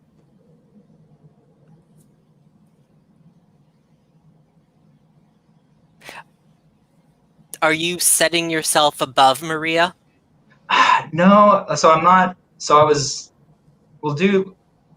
I have an idea for what's going to happen. We'll just Okay. do it now. Like, I had thought about that, but I think what I'm going to do instead is I'm going to use a regular move here. And once again, Maria's body's going to go a little stiff, and her eyes are going to get, again, like kind of weird and brighter.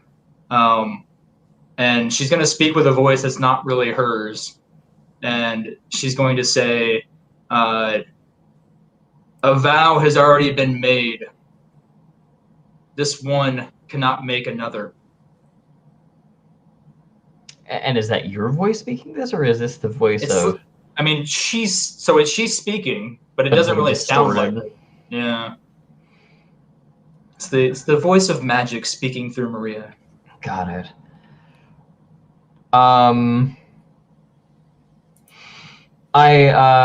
This is tricky.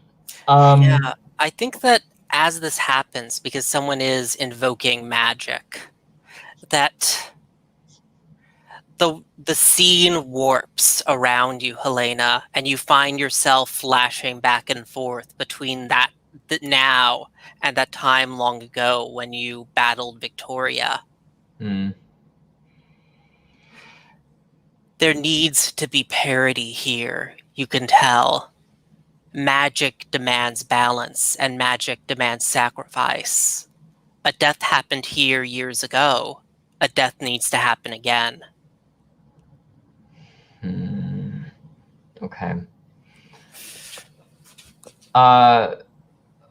What I will do is I'll use the regular move to reveal old knowledge. So I will basically speak aloud, not as if I'm kind of speaking to Maria and Victoria simultaneously, as if they're the same person. I guess I'll say, so then, Maria, you have chosen to cast your lot in with Victoria Moss. This is the surname that I'm thinking of. Sure.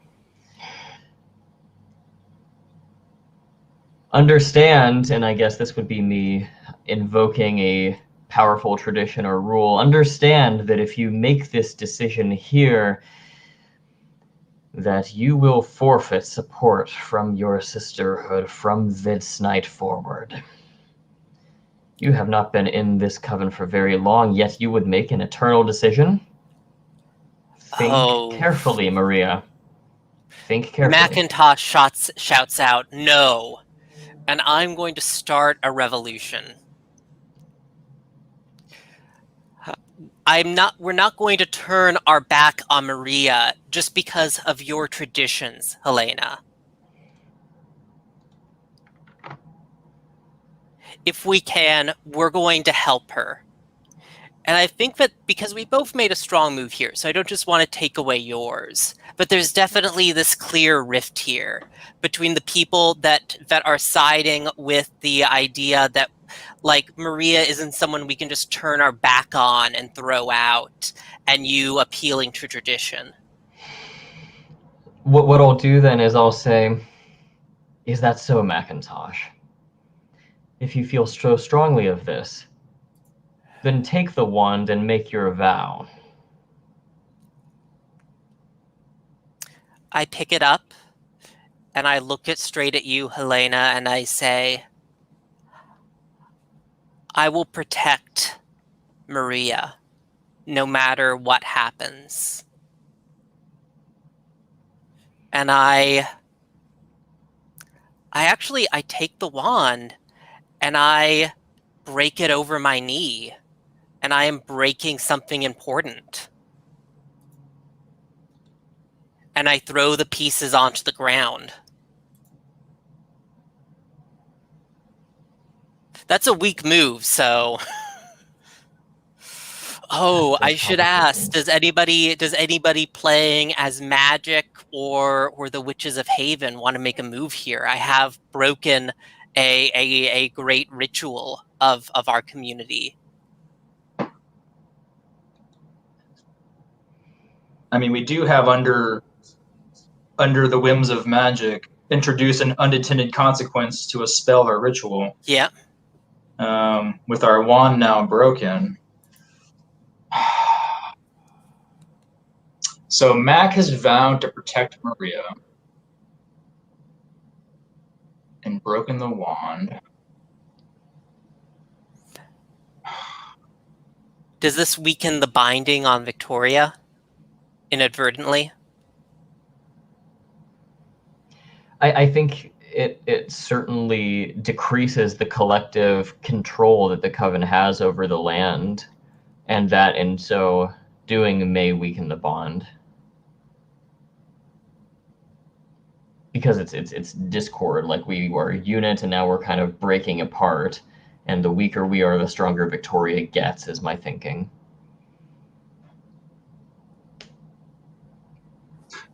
I mean, I imagine when the wand snaps, that like the sound is like way louder than it should be. Like we all just hear this like snapping throughout the cavern, as that bond of magic is kind of weakened throughout the land.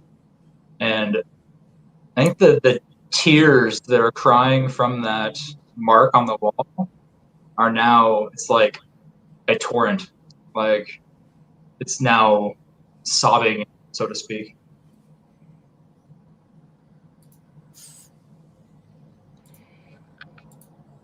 Yeah. What do folks do? I kind of, I wonder if this also like snaps Maria out of, like she was speaking with this divine voice. I think when that snap happens, like she goes kind of, her body like loosens up again and her eyes return to normal. Looks around and what's going on?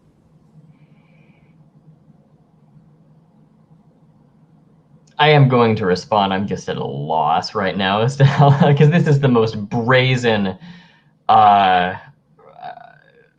flagrant rejection of tradition that I think Helena has ever had to contend with. yeah, I think I take Garland and Maria by the hands, and I kind of shout at the two of you, we need to go now. Yeah, and Maria will definitely, like, again, kind of coming out of this trance kind of fugue, like just stumble wherever Macintosh is going to lead. And I kind of want to say, I have a strong move of magically piercing veils. Like, I kind of want to imagine that, like, I like reach out to the magic and to kind of answer that question of what desires of magic are you fulfilling? I think that I try to calm this pain of the cave that is lashing out around us, setting up this torrent of water. And I think the tears almost part, leaving us a path open before us. And I look at you, Garland, because I think Maria probably is coming along, but you haven't said, are you coming with us, Garland?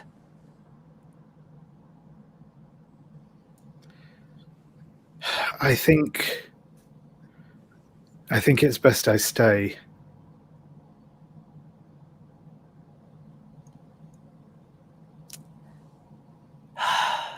Fine. And I take Maria's hand and I run.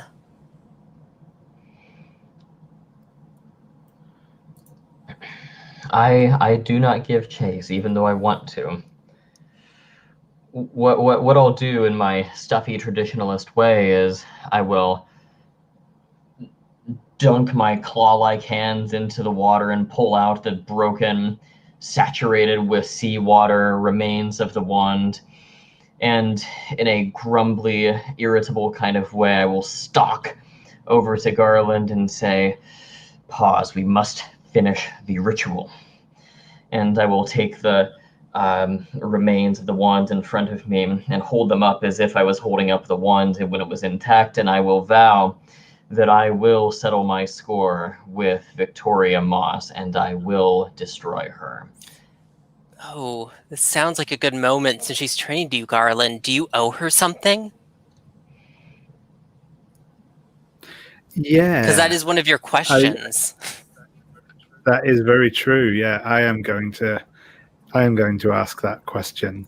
So yeah, what do I owe you, Helena?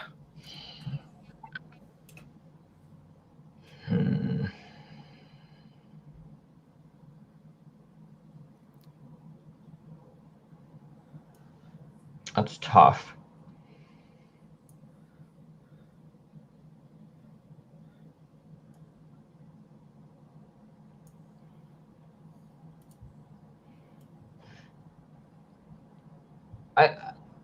My thinking is, if you choose to remain a participant in the ritual, then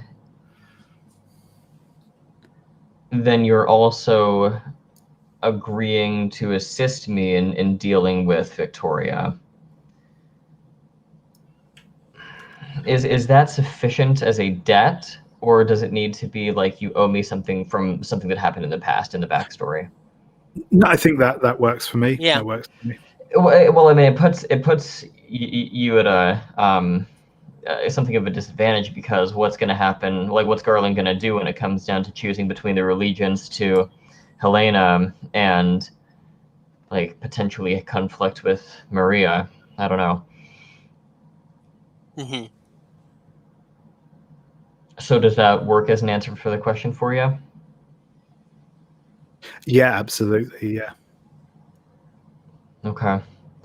So that's the vow that I'll make, and I will kind of look at Garland for your nod of approval or your affirmation that you will assist me with this, be it, within reasonable means, and that you will destroy me if I fail to defeat Victoria. Very well, Garland.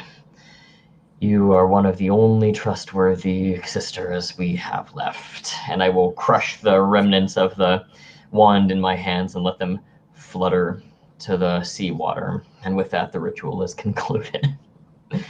I assume Desdemona went with you guys, because we just kind of forgot about her. I kind of suspect that, like, yeah, I mean, Desdemona and probably some others too, since we established that there were like at least Yeah. a few that were swayed by this idea that Maria was like the first of a generation. So Garland, you're Helena's favorite student, but at what cost? Cool. That's all I have for the scene. Cool. Is there anything else that Garland wanted out of the scene? No, I think I'm good. Thank you. Cool. I think that this is a good moment to take our second break, meet up back at the half-hour mark, and we'll do a few more short scenes, I think, to wrap things up for the session, and then finish up. Does that work for folks? All right. Welcome back, everyone. In terms of scenes, we want to still see the evening as things play out. I am interested in actually getting to see a little bit more of Garland. I feel like we haven't gotten to see as much of him this session. I'm kind of curious because I do want to explore, you mentioned before, your relationship with the woods, and we haven't really, because you are like exalted by the forest itself. And I was curious about how we might end up seeing that.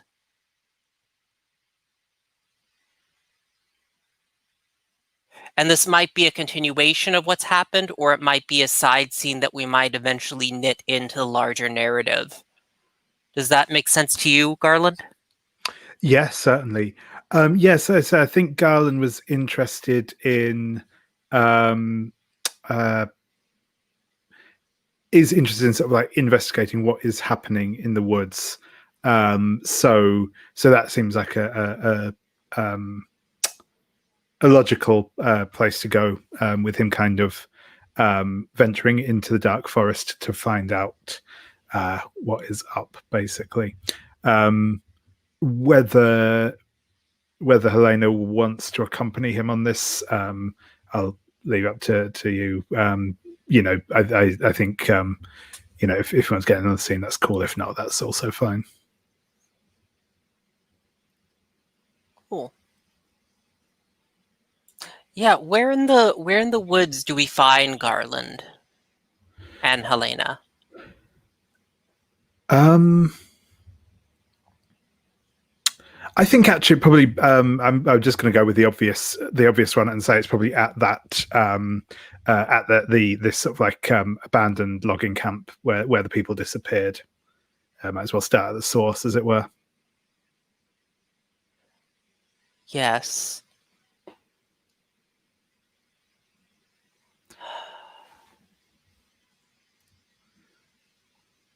I think that as we come upon this scene, there is the abandoned remnants of the camp.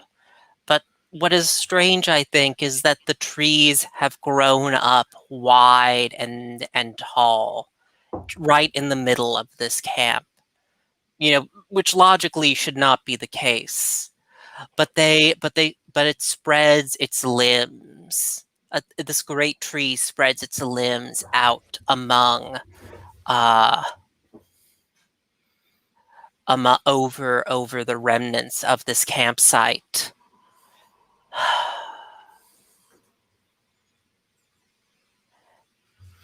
And I think I want to ask, how do you placate the spirit of this tree before speaking with it? I think Garland takes he's got like a flask that he's carrying with him that has water, but like water collected from a very specific like spring somewhere else in the woods, and I think he pours that over its roots.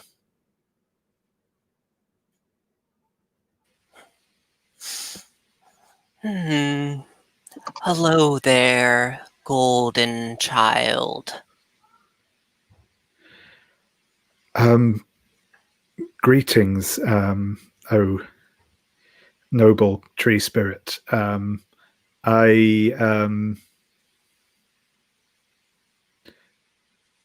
I came to ask a question of you.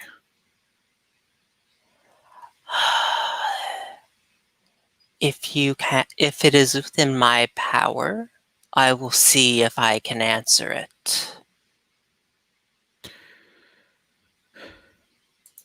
There were people here. He's just around in the tents, in the huts here. Do you know where they have gone? There's a kind of chuckling that rumbles all through the tree up to its branches, causing a rustling of leaves. Oh, child, they were taken away. The Fae, it seems, were growing tired of their presence here. They reached out and snatched them away, and we grow in where they once laid waste to us. Do you wish to see for yourself where they were taken, child? Yes, I do. A groaning opens up, and a little knot within the tree almost curves in on itself until there's almost this tight, cramped little passage leading into the tree. I can lead you to other places within the woods. It will be difficult, but I do so love having you near. But we do so love having you with us, golden child. Of course. Thank you, spirit. But I do have to ask that you give me your word that you will let me return from within when I have completed that which I set out to do. And I am going to spend one of my tokens to extract a promise from someone. What about the one that travels with you? May we have her? She is less tasty looking than yourself, but even in rot and decay, that one may find growth. I would rather she be able to leave also, and I would not envy anyone who tried to block her path.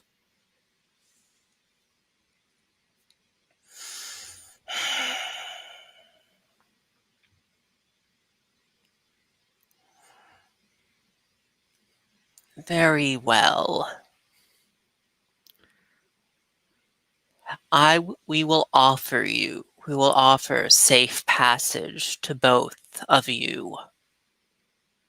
You will not find harm from the trees of this wood, but I cannot make such promises of the other beings that dwell within us.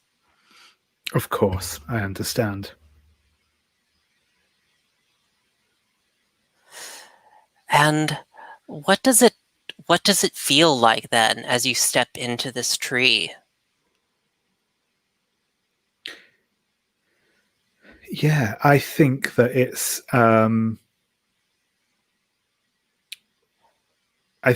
like surprisingly warm. Not like super hot, but just like warmer than you'd necessarily expect. It's got obviously a very, very strong scent of sort of sap and growth inside it. But yeah, it's warm, and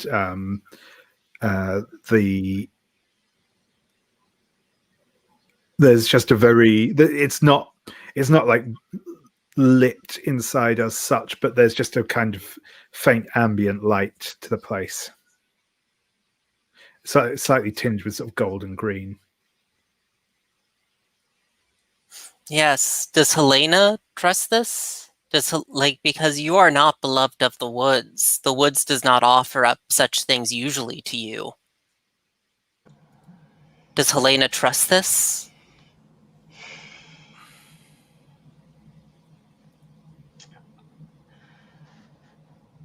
I don't think she trusts the woods or what's happening in front of her, but I think that she trusts herself and she trusts Garland to handle whatever comes in front of them. So she's okay with proceeding.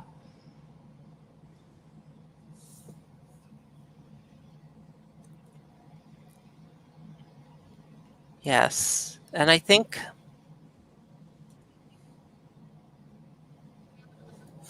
as we see you pass through passages and woods, I want to maybe hand over to maybe Maria if she wants to take over one of the other setting elements to describe what you find. Yeah, I was typing into the chat, but I will happily take that. And I kind of wonder, like, it feels like there's more to Helena's mistrust of the woods than just the fact that she's not like Garland, not the beloved of the woods. So, what did Helena do that has caused her to mistrust the woods here? Maybe that is the way that she was able to defeat, or at least in some way seal away, Victoria all those years ago. Victoria is the more powerful witch. There is no doubt about that. And so in order to preserve the coven and her life, perhaps Helena had to forge some kind of deal or go into some kind of debt with the woods and these forces of nature so that she could lock Victoria away. And so she's terrified that maybe it's not too long before they come back to make good on that debt. Yeah, so although it feels, so Garland described this feeling kind of like warm, maybe like homey, comfortable as he moved through this tree. To Helena, it feels heavy and constricting and difficult to move through. So Garland, where do you eventually emerge? Where does this tree, like, you're traveling, since you've gone into this tree, where does it eventually open up? I think it comes out in there's like another sort of forest glade, but there's an entrance to a cave sort of in it, and this cave has like it's almost like a big geode, but like on a massive scale. It's got sort of like crystal encrusted all through the entrance and into the body of the cave itself.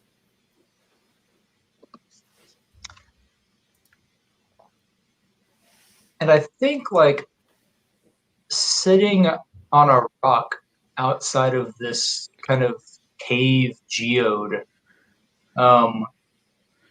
is the same fae to which earlier today Rosie was brought.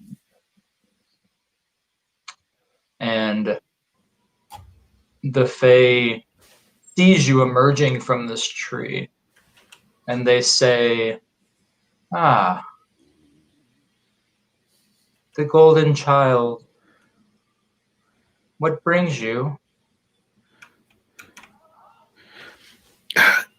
I come in search of some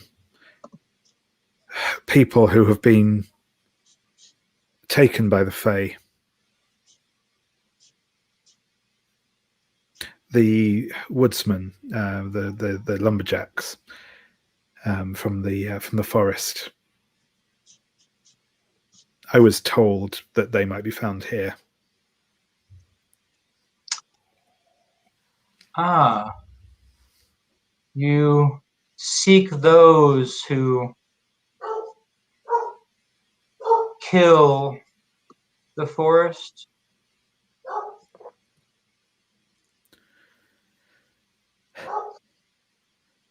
I do.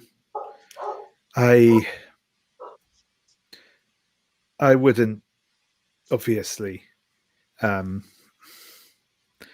Their destruction of this forest is a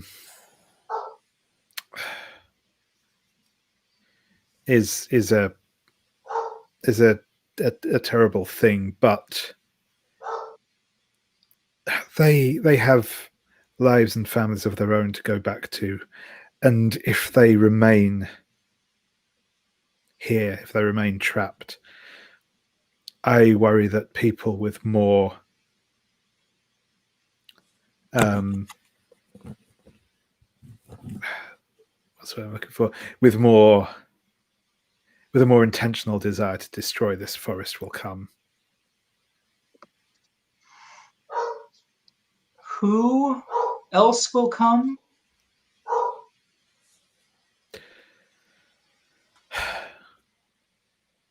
Hunters,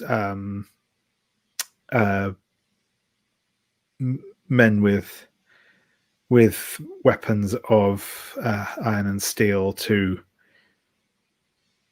find what is causing these disappearances and put an end to it.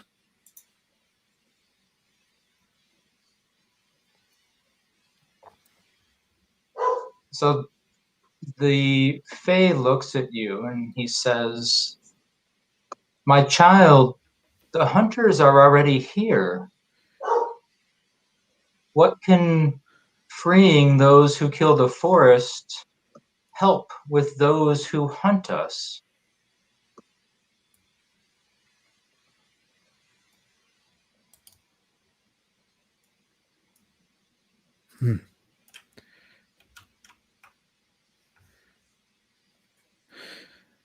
I did not know that hunters had already made it here.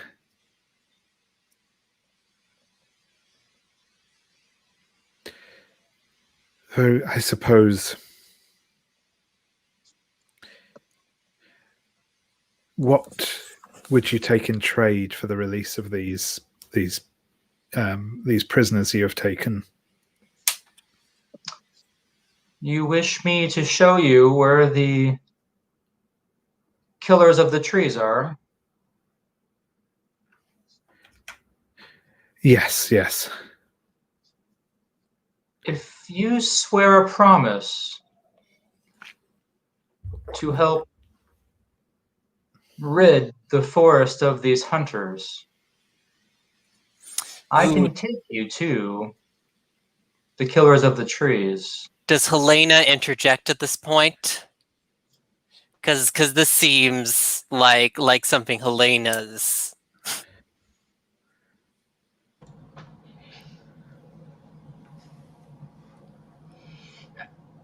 Out of care. No, go ahead.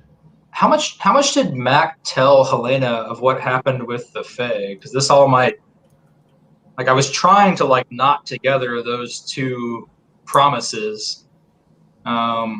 So if Mac told Helena enough, like, she might know what's going on here.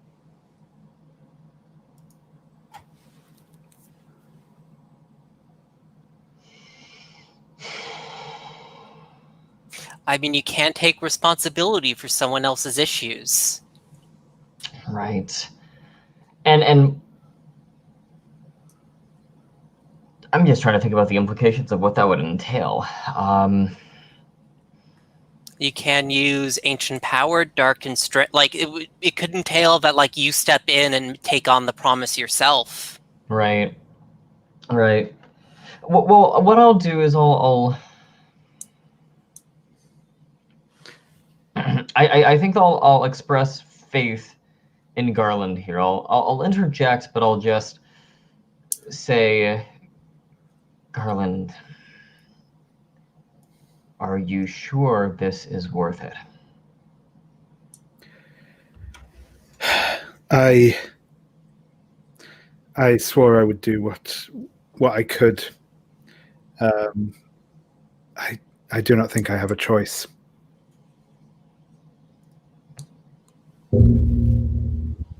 And can I just remember one more time, what exactly is the wording of this promise? So I believe I said that the Fae asked Garland to rid the woods of these hunters in exchange for knowledge of where the the lumberjacks had been taken. Something like that.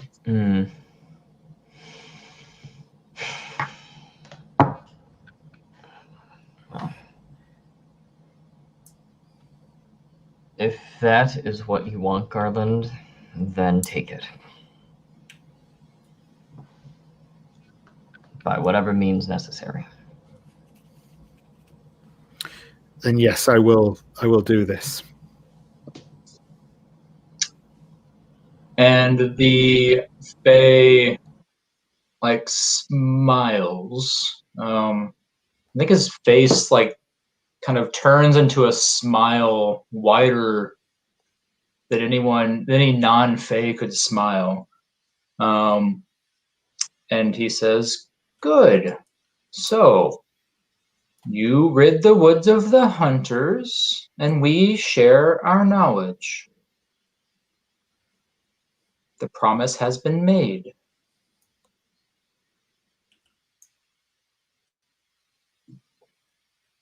Go now. Go. Yeah. And I think that that's the moment we'll end that scene there. And I think that rather than play out a full scene with showing what happened to Macintosh and Maria, I feel like I want to just see a vignette, perhaps, where we see where they've gone.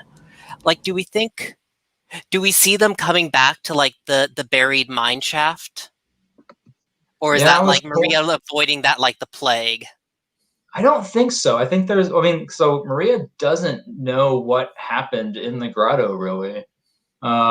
She knows that she resisted to participate, and then she knows that they're running. So I think it would actually make sense that maybe she wants to go back to the mine. Yeah. And do we close on you using your strong move to put an end to something permanently? Yeah, we'll go ahead and do that thing I thought about doing earlier, and I'll put an end to those wards that are trapping in Victoria. What does it look like when you do that? Yeah, so I think again, like it's the same sort of thing that happens. Well, no, actually, no. I was gonna say it was the same thing that happens in the fugue state, but I don't want to do that. Because she's doing this intentionally. So I think like she puts her hands out towards this cave, towards this mine that's been closed up. And the opening to the mine that's been closed up starts to crackle with like electrical energy. And the rocks from the mine burst forth from the ground as lightning shoots up from the mine towards the sky. So kind of like in reverse to what she did to the tree in the past session. And then I don't know, does anybody have any ideas for what Victoria looks like when she emerges from this? I think that she is this ethereally beautiful woman, but I think perhaps what we see is that like there is this bloody gash in the middle of her chest, and where we see where her heart would be, it looks as if it has been torn out by someone or something. If that's not too bloody for folks. Okay.